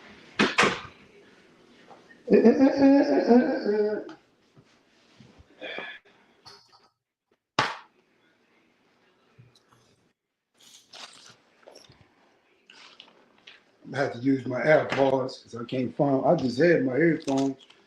Them shits disappeared. Yo. Yo, Ken. Okay, yeah, I hear you. I hear you, brother. Yeah, man. Is it okay to smoke on your podcast? Yes. Because I ain't gonna be comfortable unless I'm smoking. And once I start smoking, we ain't gotta tell them what you're smoking. They ain't gotta know what you're I know smoking. I'm smoking CBT, CBD. CBT. Medical. Yeah, CBT. Say, look, guess who called me yesterday, man? Out of nowhere. Papa. He was watching one of my episodes on the Murray Show. That nigga called me. Soon as I answered the phone, that nigga say, "Damn, nigga, you got a big ass head." I said, you know, I'm gonna be up there this weekend. I'm gonna roast the fuck out of that nigga when I get there. Watch. I'm gonna roast that nigga. Got a whole hour coming. He got an hour segment. I wish you can video that. Boy, it'll be the funniest roast session you ever heard in your life. I got so much shit. I might have to video it. Yeah, you might have to be there. I'm gonna let you know when I'm gonna pull up. Look, I'm gonna go in so hard on Papa. Papa gonna be he gonna want to fight me, man. I got shit backed up for a whole year for Papa. I swear to God, I can't make this shit up. Oh man, that nigga. Right, Johnson. It's not the new nigga. It's just the new nigga you never knew about. New. You just never knew, nigga. Man, boy. My thing is, you got this masculine female now that's tougher than regular dudes, man. I mean, damn, it's scary. They tougher than yes, man. Until they get 50. Until they get punched in the titty, up under that titty, and they rip from their chest. No. I know. I do not condone putting your. I know. I don't neither. But if one of them bulldaggers bigger than me, if I get punched by a bulldagger bigger than me, I'm punching her back. I'm sorry. I don't give a damn what nobody say. I weigh 160 pounds. The bulldagger, you might be able to get away with saying that. That's what I'm talking about. A bulldagger. I'm not gonna hit no woman. I don't fight girls at all. I don't have a history of that. Not one female that I ever been with can say that I put my hands on her. And you know what type of females I deal with. The ones that deserve me to put my hands on them. And I don't. That's not my thing. I'm not trying to put my hands on the bulldagger either. But what if one hit you square in the mouth? What if one size up with you and hit you square in your mouth? Square in the mouth, she don't get the business. I only got to punch her one time. That's it. That's all it's gonna do. Say, look, the composition, the whole composition is different when you hit a man than when you hit a woman. You know what I'm saying? Some niggas act like bitches when you hit them. They ball up in a knot and they start hollering and screaming. But some niggas gonna get on your ass when you put your hands on them. Yeah, some niggas just got that bitch in them. But like I was saying, a lot of these guys, man, they mom become their hero because they don't have no male role model in their life. They don't have no male role model in their life. I'm gonna buy you another one. Shit. Yeah. So yeah, they don't have no male role model in their life, so their mother becomes their hero. And mom, she encourages the femininity of the boy. She teach him how to do hair, Or she let him wear her shoes around the house. She let him play in her wigs and all of that. And then now he want to be just like his mother. See, I was lucky. My mother was single, but my grandfather stepped in and taught me the values of being a man. The manhood part, yeah. Yes, man, because if you don't have that balance, oh, your child gonna be mad confused. And you can see the confusion now. You see niggas with eyelashes and a beard with fingernail polish. How confusing is that? Like Mimi asked me one day, I ain't saying no names, I was at Stanley's Ice House. Mimi asked me one day, because a friend of mine ran up and she was a girl, but she had a beard and a mustache. And Mimi was, Mimi, shut up, shut up, shut up. Well, ain't no shame, because I wasn't disrespectful in no kind of way, because that's my homegirl, you feel me? But Mimi, you know how a child, you know Mimi. Come on, man. Mimi is grown. Mimi asks grown. She asks grown folks questions. She's smart. She pays attention. She say, "Daddy, is that a boy or a girl?" Just like that. And don't you know, I didn't know what the fuck to tell my daughter, because I didn't want to confuse her, but I didn't want to lay it out on the table for her neither. She was only 6. I didn't want to say, well, that's a female and she want to be a boy and she did something to make her big. You know, explain it to an older child. I didn't know how to break it down to the 7-year-old. Yeah. And right now they having this debate where they having this shit. They trying to vote in the Congress about the transgender books in the public school. What's your take on that? Hell, fuck no. Exactly. And they trying to persecute. This thing, when it comes to school, you shouldn't even, like, I remember when we was in school and they had the little meeting when the girl for the girls when they start their period or whatever, like that was 5th grade. We didn't really start having health class till you went to motherfucking 7th, 8th grade. To high school, damn now.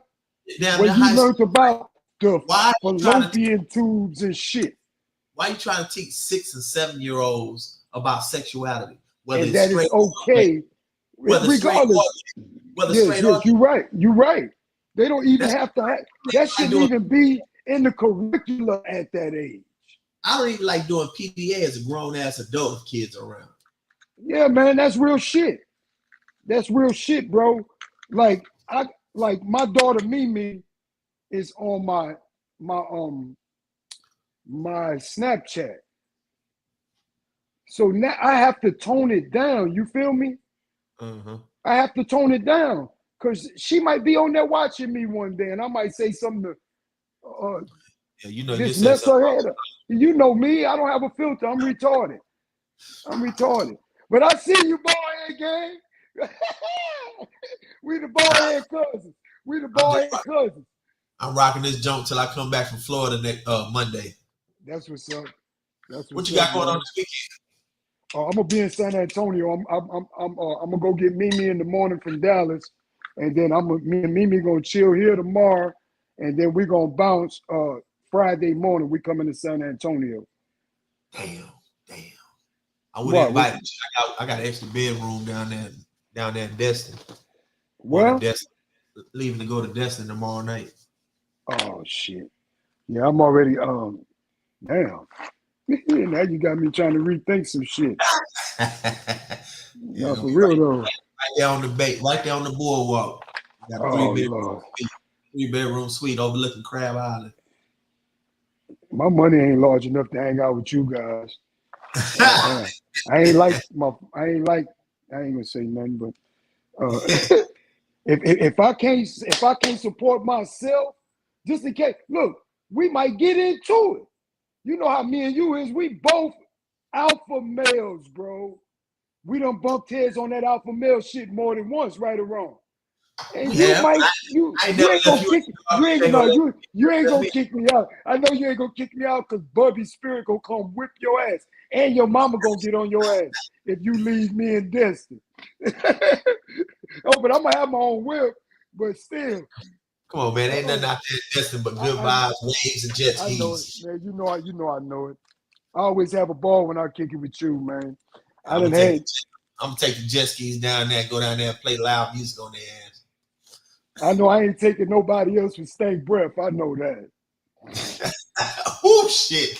on the back of me, holding on, breathing in my motherfucker. I'm feeling that hot ass breath in my ear, and then I turn around and that wind slap me in the face with the hot breath.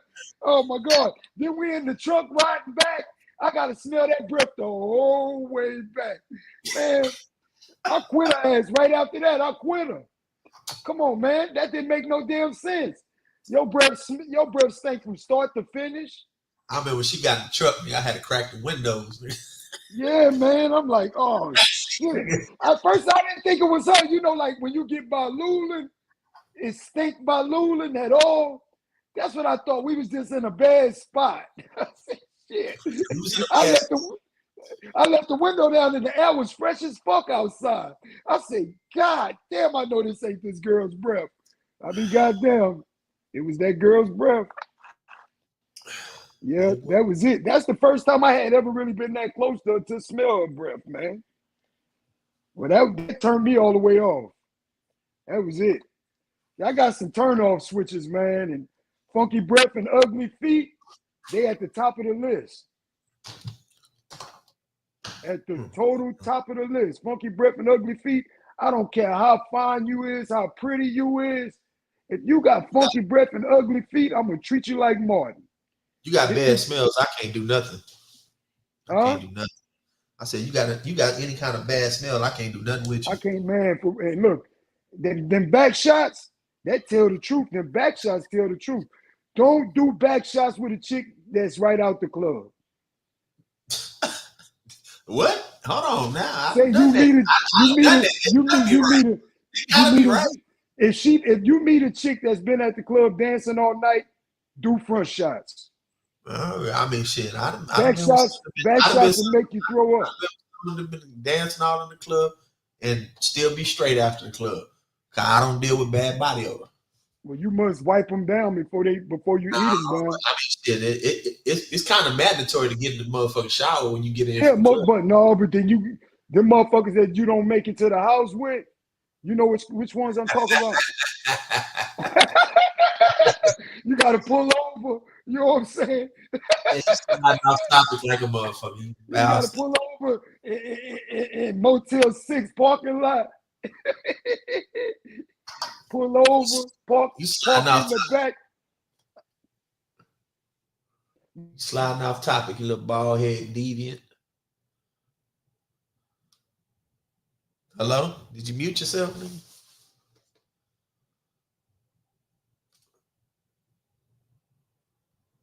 Uh-oh. Nigga Wi-Fi bad.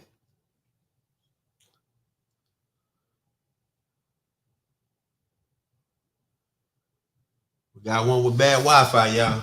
That conversation over with. He's still plugged in, but he's still plugged in, but he's black.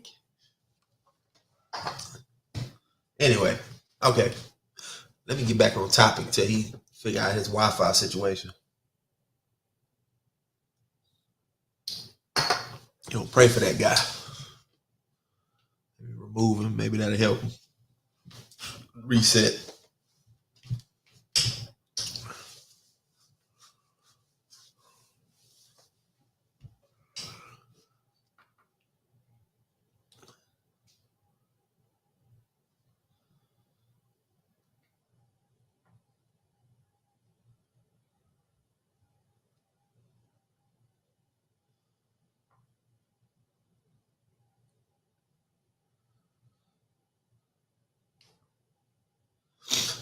See if Rockwell good.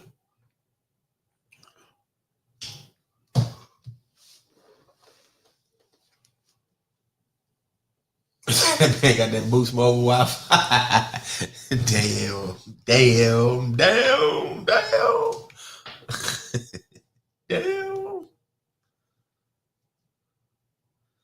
Quit stunting on my boy with his Boost Mobile.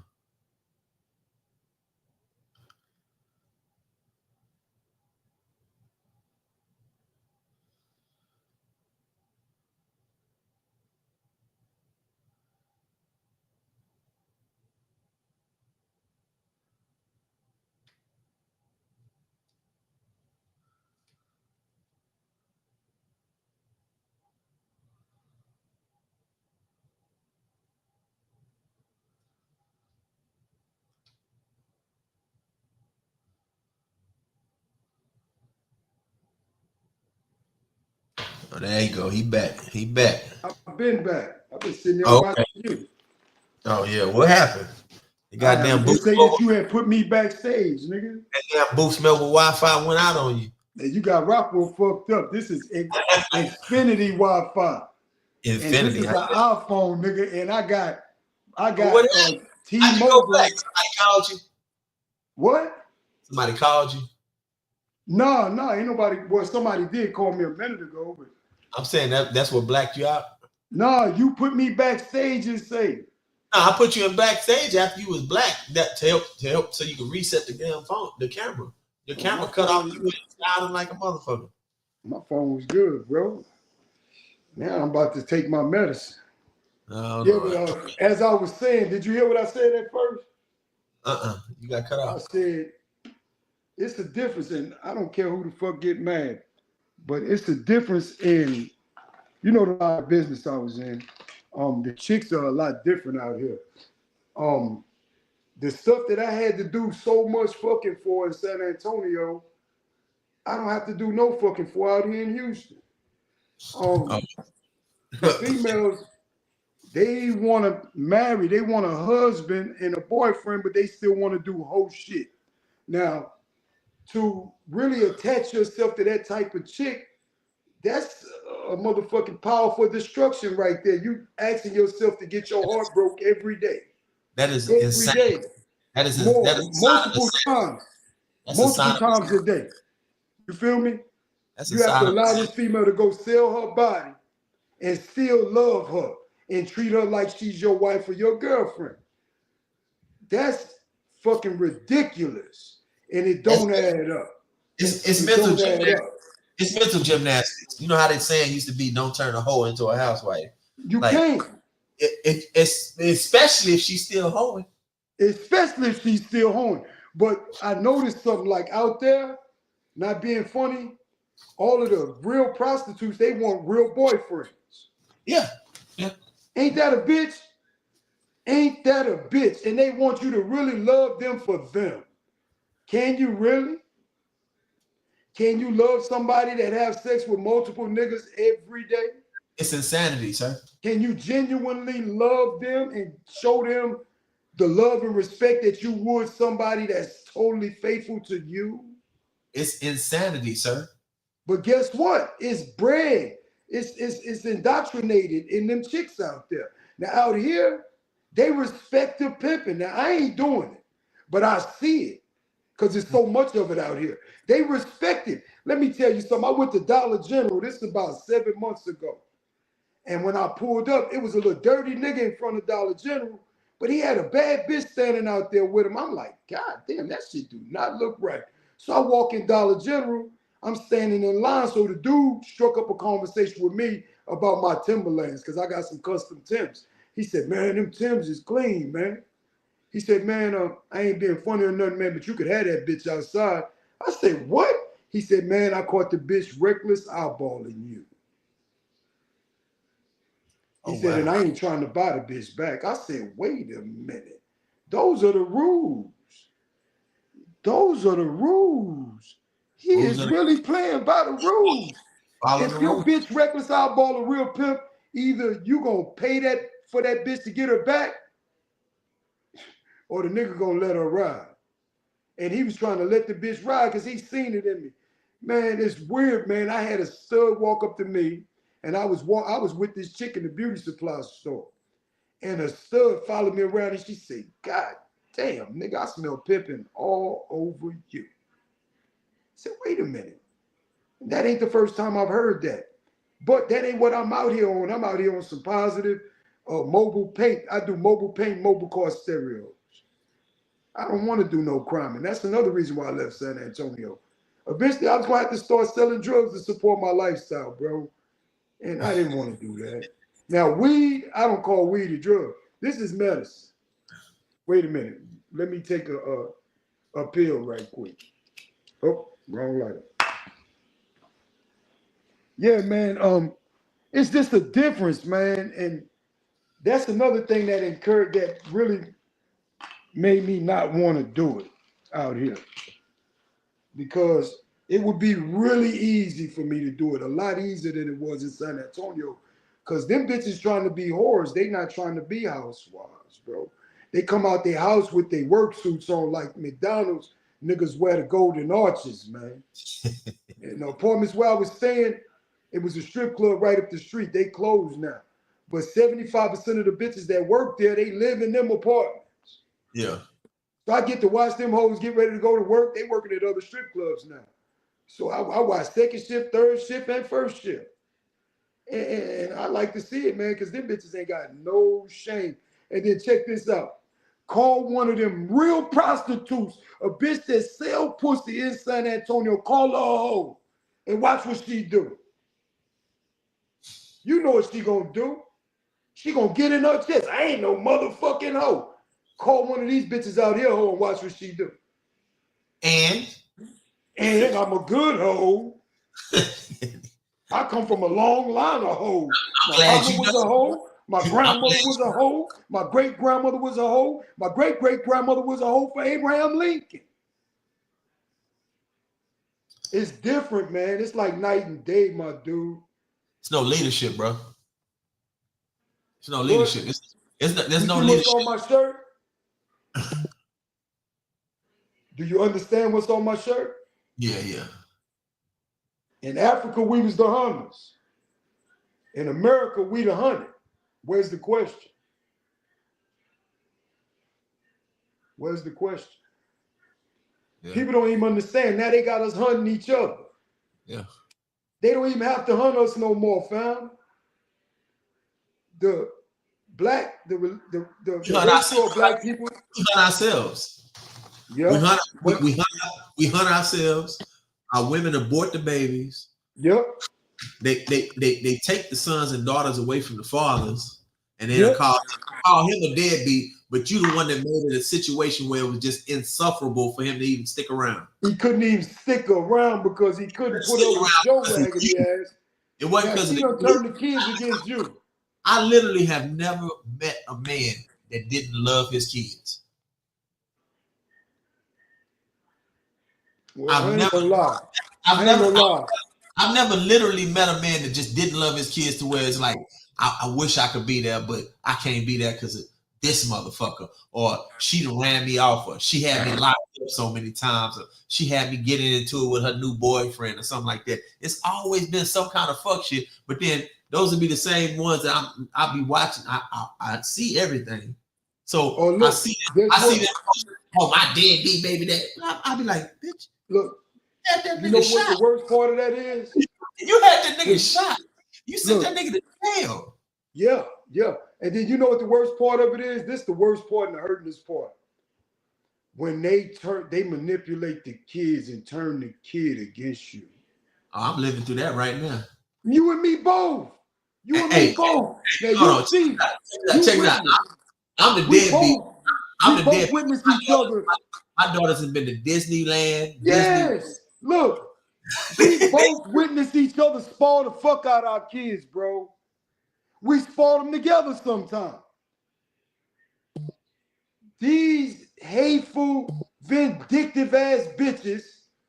They would ruin the kid's life. Manipulate the fuck out the child. Ruin the kid's life to hurt you. Yes, man. Even lie on you. Mm-hmm. And then once they get old enough to realize their mistakes, they won't. Once they get old enough to realize their mistakes, they still won't try to clean it up. Yeah, it'd be too late. It will still stand. Some things ain't no coming back from. Now you know, I had Mimi the first 5 years of her whole life. You know that. Yeah.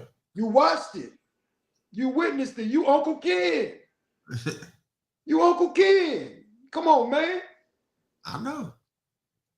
Every morning, right by my side. Every morning, man. They creep over there to me. Uncle Ken, you got some cupcake? Yeah, coming to get a motherfucking cupcake.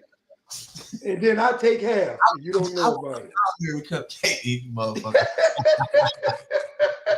She can't eat all that cupcake by herself. If she eat that whole cupcake, kid, she gonna be up for 2 days. That motherfucker got butterscotch icing on it and all kind of shit. Nah, nigga, no. Cause y'all ain't gotta be up with our ass asking you a million fucking questions at 2 o'clock in the morning. And you gotta open up the shop at 8. Hell no. Say, but what I'm investing in now, I'm gonna give me a portable paint booth, one of them inflatable paint booths. That right there gonna send my shit to the next level because I'm working against the elements right now. You going to paint cars? That's what I've been doing. You ain't been seeing? No, I hadn't been seeing you. I sprayed candy outside. Say, you don't think I had enough practice? You watched me paint that food truck twice. Yeah, I had enough practice, and now I done perfected a way to paint, spray candy outside. Go back and look at my lives. Look, but because it rained a lot out here, that slows up my progress. So what I'm investing, I'm trying to save for this portable paint booth. It ain't number 650, but it can fit up to a truck, an SUV in there.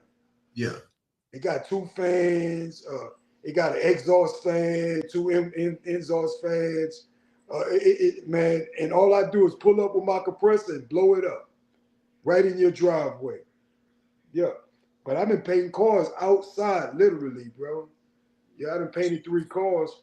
But like I said, I have to work with the elements, man. And when it rains, I can't do shit. When it's humid outside, I can't do shit. And it's been raining a lot out here and this and that. I got 2 jobs I got to complete. I need to spray some clear on 2 cars. Can't get to it because of the rain. But next month, I plan on having, God willing, that portable paint booth, man. And their ass is dead once I get that. Nobody's doing what I'm doing out here in Houston, bro. So what I'm going to do is I'm going to get the DBA and my EIN. And I'm going to do insurance jobs. But I'm not going to do complete jobs. I'm going to do fenders, doors, and bumpers. Yeah. And the time it'll take me to do a whole car, I can do 8 cars. And on that insurance list. I already got somebody that's going to get the insurance blast locked out. So Monday, before I come back to Houston, me and Tracy going to go get that DBA and that EIN downtown. Got Tracy down there with you in Houston? No, not yet. He's still on that probation. He going to all them classes. And he working at IHOP graveyard. So he get off probation in 6 months. Him and his girl working, he working, you know what I'm saying? They're going to try to make a life for themselves, man. And I want him in Houston. He want to be in Houston, but if his girl don't want to leave San Antonio, he's not going to leave. He's not going, but that's good. Shit, if he got him, he got him a girl that he's stable with. Yeah, he got a Spanish girl. Oh. I say, them babies going to be see-through, nigga. That baby's gonna be clear. He was already see-through.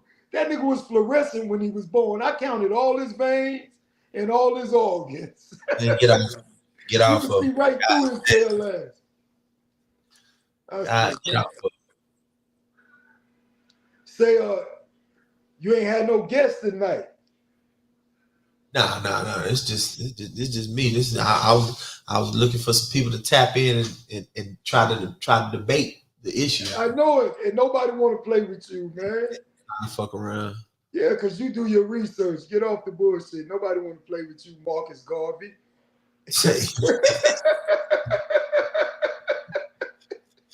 I mean, they don't be understanding that. The female's gonna assassinate your ass. Watch. I like your little detail though. Hard pill to swallow. Yeah. See, that's investing in your craft, bro. Yeah, man. I got the whole shebang. I know you got the whole hookup. You're a professionalist. I got the pictures I drew up there. Yeah, you're a professionalist, bro. You got the whole backdrop. I like the fire. You know what I'm saying? You know what you need, though? The fireplace is for my cook session. This was going to be a cook. Somebody ran their ass up. Hold up. Let me take a sip of this Country Time lemonade. See, I'm drinking like a boss. Yeah, somebody ran their ass up. If somebody had ran their ass up here with some smoke today, they about to get cooked. I already know it. You can't. You like I'm gonna do the pop 'em. I know you was gonna roast the fuck out of him. Whenever you come at a motherfucker with that, you started off the title with that. You begging somebody to bring their ass on. I tried to. Hey, say the only thing. Normal motherfuckers ain't even tap in because they see they can't win with you, bro. The only the worst thing I never seen. The worst get a motherfucker out there in that square shit I ever seen before. When a motherfucker told a nigga in the motherfucking day room, nigga, eat the dick off my body, hoe ass nigga. Oh hell no, that'll get you points. I swear to God, that'll get you points. If I can't whoop you, I'm gonna punch you, man. I'm gonna punch you and I'm gonna hold on. You got me fucked up.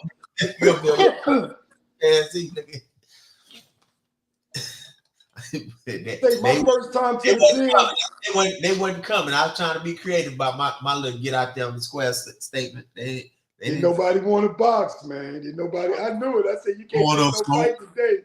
You can't pick now fight today, nigga. You undefeated right now. They act like I'll be undefeated. They motherfucker like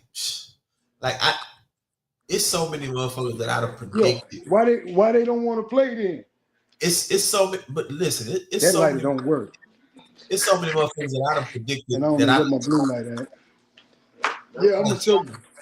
I done told them they ain't gonna do a goddamn thing, bro. They just gonna talk that talk. And then the females that do be coming, once you eat them alive, see, they have nothing to fight on. And you know, when you can't beat a motherfucker verbally, you know what your next move is to get violent. And that might be verbal violence. You know what I'm saying? Yeah, they can't beat me there. That don't move no real that don't move no real nigga. That don't move no real nigga because verbal violence is the weakest form. You know what we call them? Verbal violence cell warriors. You know what they verbal violence gonna be? Oh, nigga, you gay. You hate women. That shouldn't bother you. That's that cell warrior shit. You know why that shit? You know why that shit don't fly? Cause I'm the same motherfucker that fought niggas to get niggas off of bitches in clubs. I'm the same. The thing is, you don't hate women, nigga. I love women. I see you running them bitches. If you hated women, why you just sitting under them bitches next door? Oh, you tried. You did try a couple times.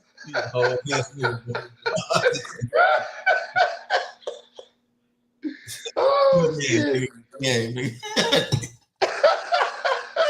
And still getting paid for the 10. Still getting paid for the car stereo.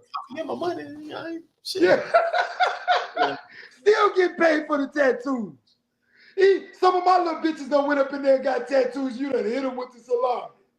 Think I don't know. You think I don't know what you're talking about. You think these bitches don't talk to Rockwell? Yeah, and you still made them pay. That's what I was mad about. I said, you still had to pay for your tattoo? Yes. You still had to pay for your piercing? Yes. I said, that's that bullshit. But I got Man. Man thought he was slick one night, right? I needed him to give one of my bros a ride home out there by UT. What's that? That school way out there for 410. What is it? Going towards the south side. What school is that? 410 on south side. Way out 410, like going towards Brownie Lake and all of that. Oh shit. Not UTSA. Well, anyway, I wasn't driving way out there. I had three of my people with me, 3 of my chicks. My Lackland and shit. Nah, not that far out. Well, it's past Lackland, if I'm mistaken. Anyway, I needed Man to give. I needed somebody to get a white girl a ride, and I knew who would bite. Man. I told him I was gonna fill his tank up, right? But I tell the bro, halfway there, start playing with his dick, right? And give him some pussy. Look, you know how slick Man is. He think he played me out the white bitch. He don't know I played him into giving her a free ride home. And after he knocked her down, She asked him for some money. So she got a ride, and he say he didn't give her no money. But the next day, she gave me $280, bro, that she didn't have before she left. Thank you, bro. Say, but you know who I used to test my bitches on? Like, say if a chick I really want to kick it with, you know who I would bring them around to test him? Man. Because man gonna try to scoot you for your chick, bro. As soon as you turn your head, he gonna be winking and blinking. So I test him with man.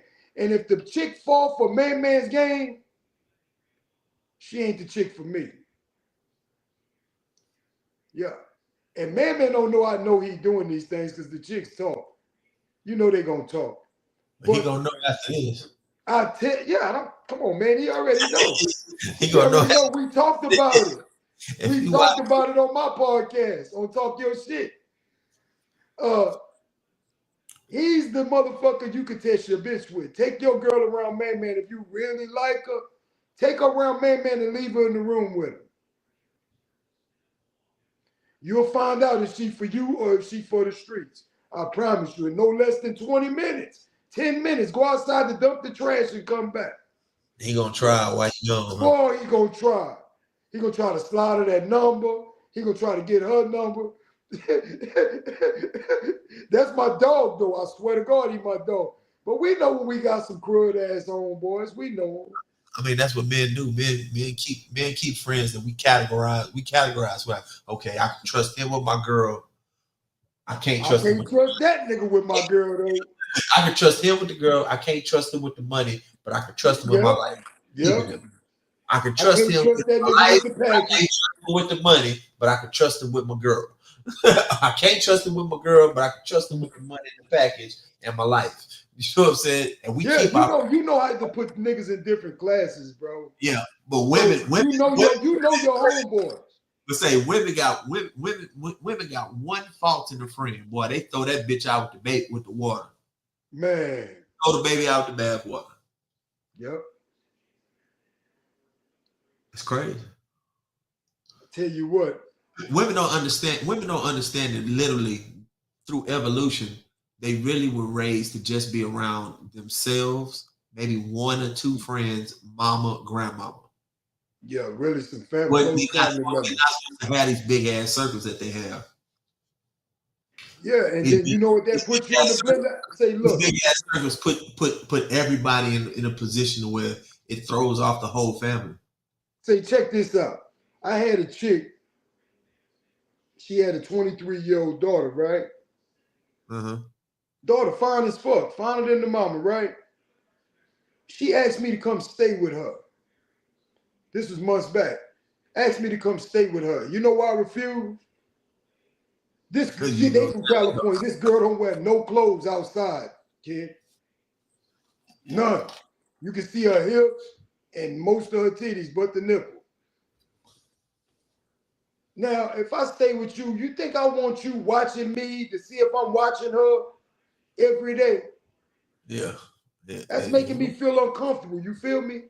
So I told her I can't stay with you, ma. You know? You just making excuses. That ain't no just excuse. That shit gonna go bad. And it was proven. One day, man, I wake up, she's going to work.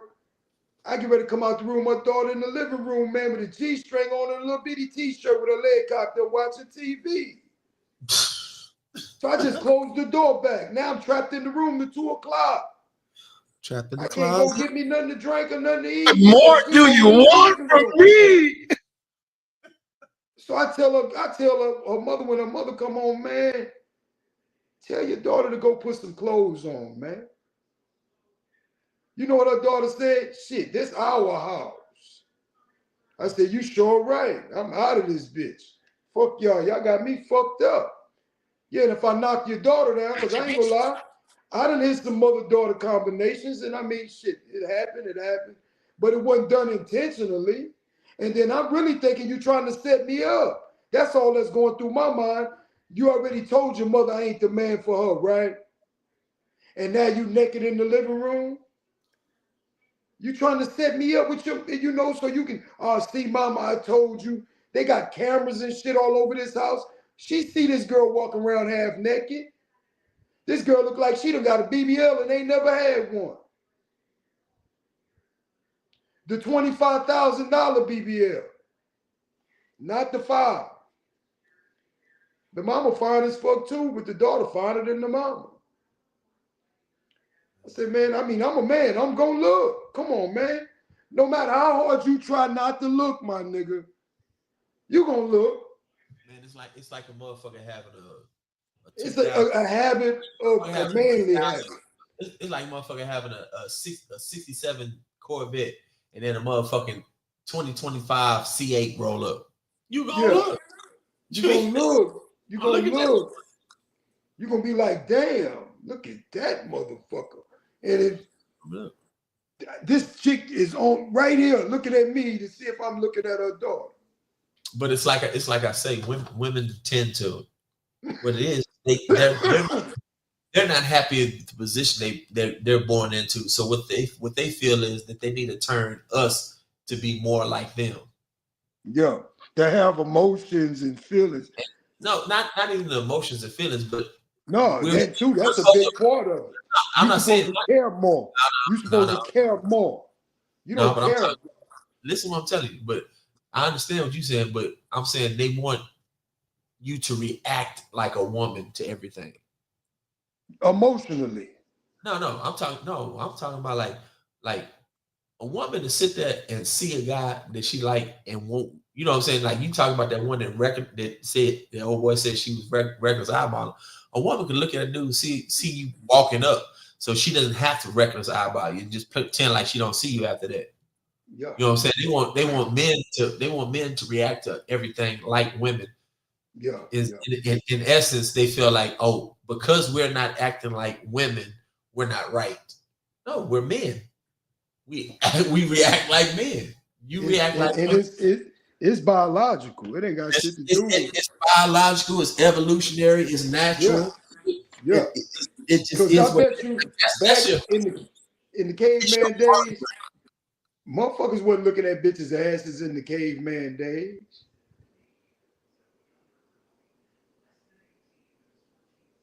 Go ahead. When did the booties become so important?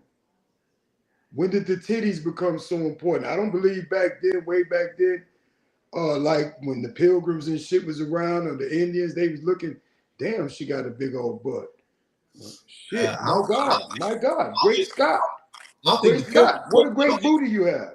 I don't think the Pilgrims were really worried about it because the booties came out of Africa. Yeah. Yep. All the masses came from Africa. Now, don't get it twisted. They started to pop out some around the farmland nowadays. Yep. And now you got the white bitches with rhythm and booties.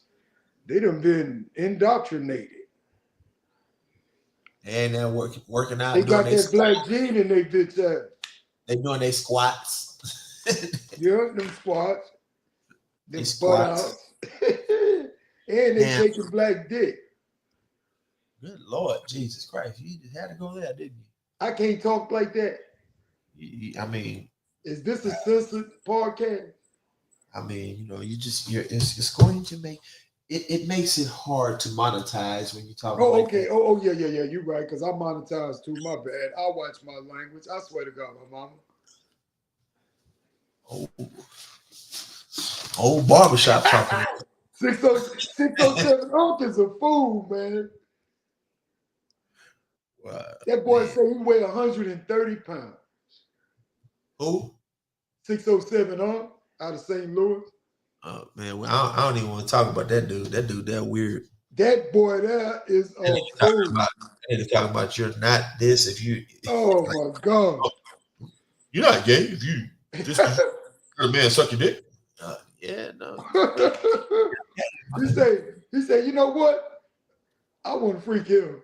I'm gonna freak him, man, bro. He said, I'm not gay today. I'm only gay on Tuesdays. Let me see.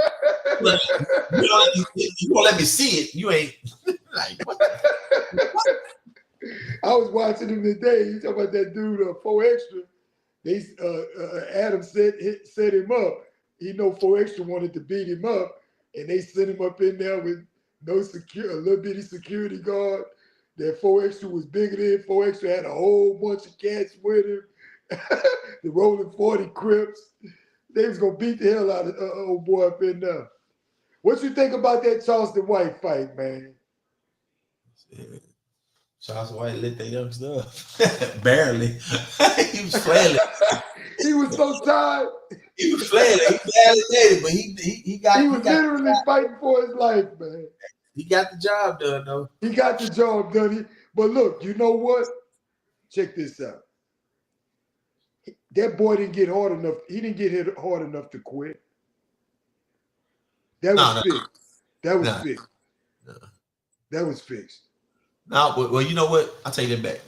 I'm not gonna say that because the average dude can't fight no 1 round, no 1 3-minute round. And it's the 2-minute regulation. This like punching that heavy bag, you got to go 2 minutes at a time. Most dudes give you about 45 seconds a good fight. That's it. Yeah, they're throwing punches and it's over. After that, it's just Charleston White. You got to think. Yep, they start grabbing. Charleston White been in the gym. He been in the gym since last year, playing with it since he started talking this celebrity fight thing. You know, he was supposed to fight Boosie. He's supposed to fight some other cat. He's supposed to fight some other cat. So he been in and out of the gym where that Island boy had. I'm not gonna say he been in the gym. That nigga he withdrew all of that experience and everything from his time in the pen. It didn't look like He was a kid. He was a kid when he went to the pen. Okay, that's the worst time. They had a most. He was a kid though, and yeah, but the kids had a most fights in jail. I said, he been to the gym. He still has a real trainer. He had a real trainer. I understand him having a real trainer, but what I'm telling you is he drew from his past experience. That wasn't no train fight. That nigga that was look, his post up and everything was from the ring, bro. I mean, who don't know how to hold their hands when you fight? That right and that left, the way he was throwing them rights and lefts, that's from the ring, bro. You see how that Island boy was throwing them overhands like a girl? Yeah, he was. Yeah, Charleston didn't throw many overhands. But they didn't teach you how to box. Yeah, I mean, you didn't learn no better styles of boxing while you was in pen. No, well, I know I did. You know who taught me? Like, I already knew how to fight. I came off of Torres undefeated. A motherfucker from Houston taught me some things about fighting. He gave me a nice little post up. I had an over and an under that was putting niggas on their back. Any nigga that was on Torres unit with me, they'll tell you, nigga. They say I cited 4 riots over there. I was over there fighting every goddamn body. When I got the Darrington unit, I fought some of the biggest niggas over there. They used to call me Lil Rocky over there. Look, man, I knew how to fight when I got there. I got 7 years martial arts up under my belt and 4 years of boxing before I even got to Texas. So I knew how to fight. But the thing about the difference in fighting here and in New York, y'all niggas wrestle. That's something we didn't do. When a nigga lock up, they break it up. I had never been body slammed before. You know who the first person that body slammed me? Rick Holloway. Because I was trying to holler at Missy. I had been here 3 days. And that man body slammed me. I didn't know what the fuck was going on. I'd never been body slammed. We didn't watch wrestling like that, the Von Erichs and the Freebirds and all of that shit. Everybody in Southern Home thought they was a Von Erich or a Freebird. Yeah, man. Big brother. Everybody. Pee-wee. They would grab your ass and body slam you. You know what I'm saying? And then punch your face in. Once they body slam you, they punch your face. You know who I ain't never seen lose one fight? Never. Babe Brother. Babe Brother got us both kicked out of fucking St. Philip's. Babe Brother fought everybody. Babe Brother never lost one fight. Not one. Babe Brother, the hardest squabbler out of Southern Home, if you ask me. Yeah. Babe Brother was the hardest squabbler out of Southern Home. Fight hard. You know who the fastest motherfucker was? You'll never believe it now. Bird. Andrew Harris, Bird. He was the fastest motherfucker in my generation. Yeah. A couple of people had some titles out there. You know what I'm saying? We was good at something. I was the DJ and the rapper and the breakdancer. You know what I'm saying? Yeah, but I think Kenwood, we had Ray. Yeah. You know, he a brawler. Yeah. And in the Wheelie Courts, they had Andre Mathis, they had Adrian, they had 6'4". We knew who the punchers was, bro. Harold Barnes out of Sutton Home was a puncher. It was a couple of punchers out there. Robert Lee Black Ass, I fought Robert Lee. Rick, I fought Rick. I never fought Harold. Harold was my best friend. I was supposed to fight Harold because I had cut Bird, right? Down at the gym at the basketball court. I cut the shit out of Bird. I ain't just got good at cutting, kid. I cut Bird so hard he started crying. He ran to the house. I'll be back. I'm going to get my big brother. He came back with Harold. And Harold was a lot bigger than me. So I ran to the house to get my nunchucks and my dog. We used to have fun out there, man. You say nunchucks, nigga. Who you think you is, Bruce Lee? Man, I was a martial artist 7 years, bro. When I got to Texas, I was 7 years in the game. Who's the my master? feet was registered and my hands was registered when I got in. I was only 15. Now you can barely step on the curb. I used to kick a nigga in the mouth and punch him in the face at the same time. And now you barely step on the curb. That's sad. Now I can still beat the brakes off a motherfucker if he let me hit him first. If he let me hit him first, his ass in trouble, kid. And that's one thing about old Rockwell. I still put my hands in the air, nigga. I ain't got to shoot you. I will if you play with me the wrong way, but I don't even do that.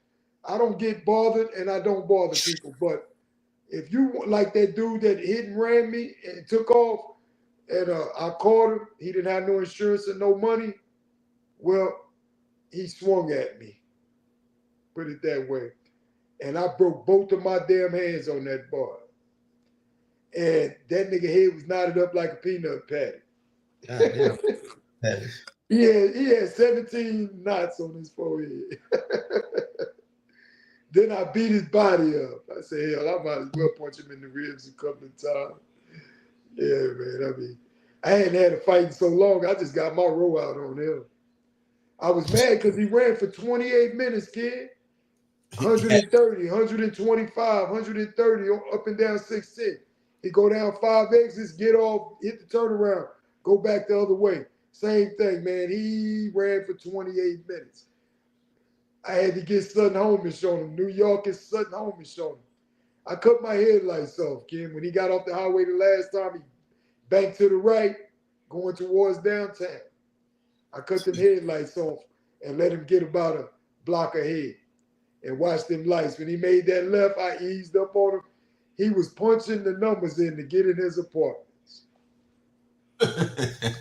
Spanish dude about 6'2", about 220, drunk as hell. I snatched his ass up out that car, man. I didn't even care if he had a gun, a knife. I didn't even think, man. I wasn't thinking at all. All I was thinking is I need some insurance or I need some cash, bro. He totaled that car. I had just bought it from Sleazy. Just cashed out on it, tax, title, and license, man. $3,000 plus tax, title, and license. And didn't have that sucker 2 months. Matter of fact, I cashed out that Friday, and Sunday I got it towed. Yeah, I said, well, in the Escalade San Antonio needed transmission, let the Mexican say. He said that my transmission had a crack in it, so he threw it away. But I'm getting ready to buy one out here for $650, a used one, and bring it back to San Antonio next month and bring my Escalade back out this way, man. I blow my clutch in the Toyota I got a Toyota Corolla I bought from Sleazy. Blowed the clutch on Father's Day weekend. I had to get that car towed from Galveston back to Houston, man. $150 to pick it up and $2 a mile, man.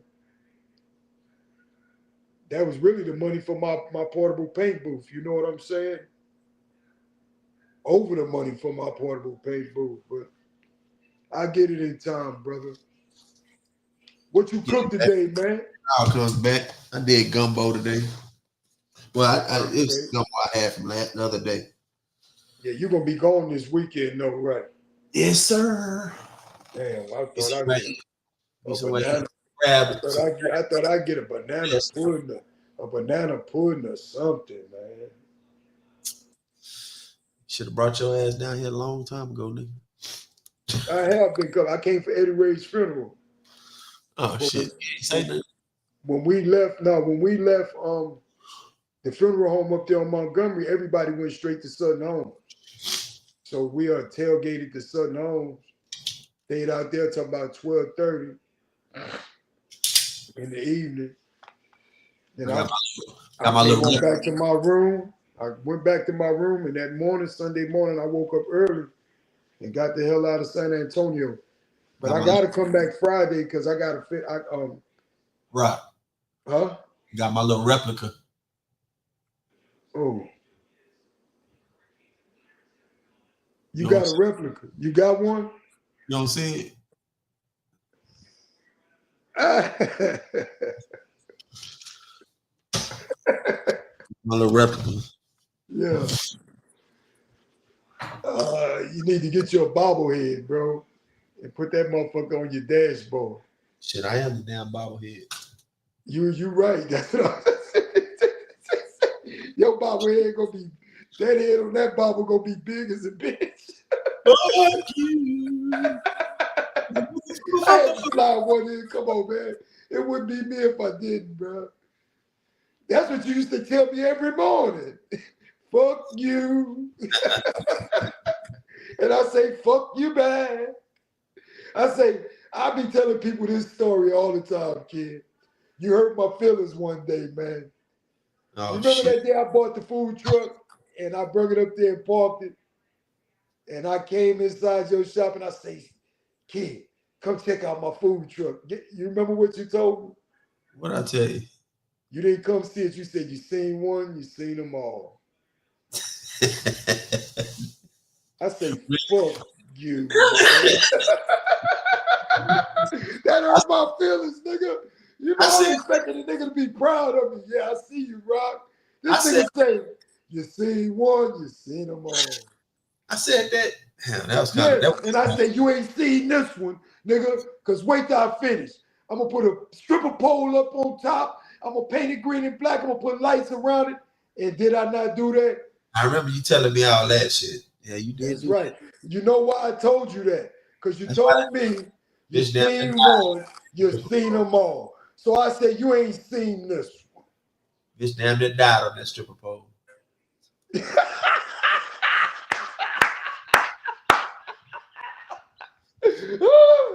fell off of that. And the I'm truck. supposed to have some safety nets around the truck, right? I put some mattresses or something around the truck. Well, hold on to that pole. The pole wasn't going nowhere. I seen that I sold it to the Spanish guys. They still pay me monthly, right? I went up there on Walsham Road in Converse, right there, right after you pass the Walmart. They got it parked right there on the left. They done painted that motherfucker ugly orange. Matte orange. I couldn't believe it. I say, Lord have mercy. I had to paint that truck twice. Remember they vandalized it? Yeah, who bought it from you exactly? The Mexicans that right down there at the Mexican food shop. It's still there? Yeah. Yeah. Okay, so they still using it? Yeah, they using it. They paid me $500 a month until it's paid off. I sold it to them for $22,000. Look how much I paid for it. Yeah, you won it. I paid $10,000 for it. You won there. And plus you still ain't had a motherfucking title, nigga. Damn sure didn't, because the white boy got locked up in Oklahoma.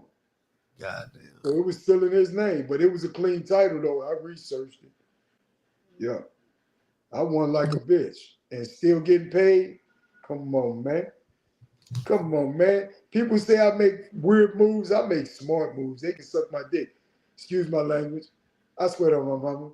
The smartest move that the stupidest move that I made was to open up a t-shirt shop during the end of Corona in a low budget area across the street from Windcrest, down the block from Camelot 2, Next in door to a my shop. business that was saturated already with people making their own t-shirts.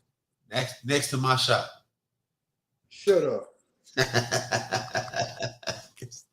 Because you had the worst clientele. The worst clientele. Shit. I had to pay the rent out of my pocket every month, man. Hey, look, man, this has turned into a personal phone call. We're gonna go ahead and end this podcast, brother. Yeah, it has, right. I hit you. We might as well be on Facebook. FaceTime, right? Go ahead and call you, motherfucker. No, but people gonna start talking that shit after we get off. Oh yeah, comments. But look, anybody that got anything bad to say about old Rockwell, guess what? You see, I'm Gucci'd up and suck on both of these. How about that? Hey, goddamn. Oh, my bad. I'm sorry. On both of these, on 3 of these, that right there. Whatever he talking about. We're gonna holler at y'all later. Y'all have a good night. Tap in for the motherfucking tap in for the Dayton horror stories. We're gonna have to do that tomorrow. I'm tired. I ain't finna run that shit. Yeah, because I got some Dayton horror stories for tomorrow. I got some. And I'll be in San Antonio Friday. I'll be on the road. I'm gonna have a date, and I'm gonna go on a date. I'm gonna go on a date and make it a horror story just for your podcast. This nigga here. All right. All right, man. Have a good night. Thank y'all for those that did watch. Anybody that didn't watch, fuck you. Llama Squad in the building. King Rockwell signing off. Love you, boy. All right, now.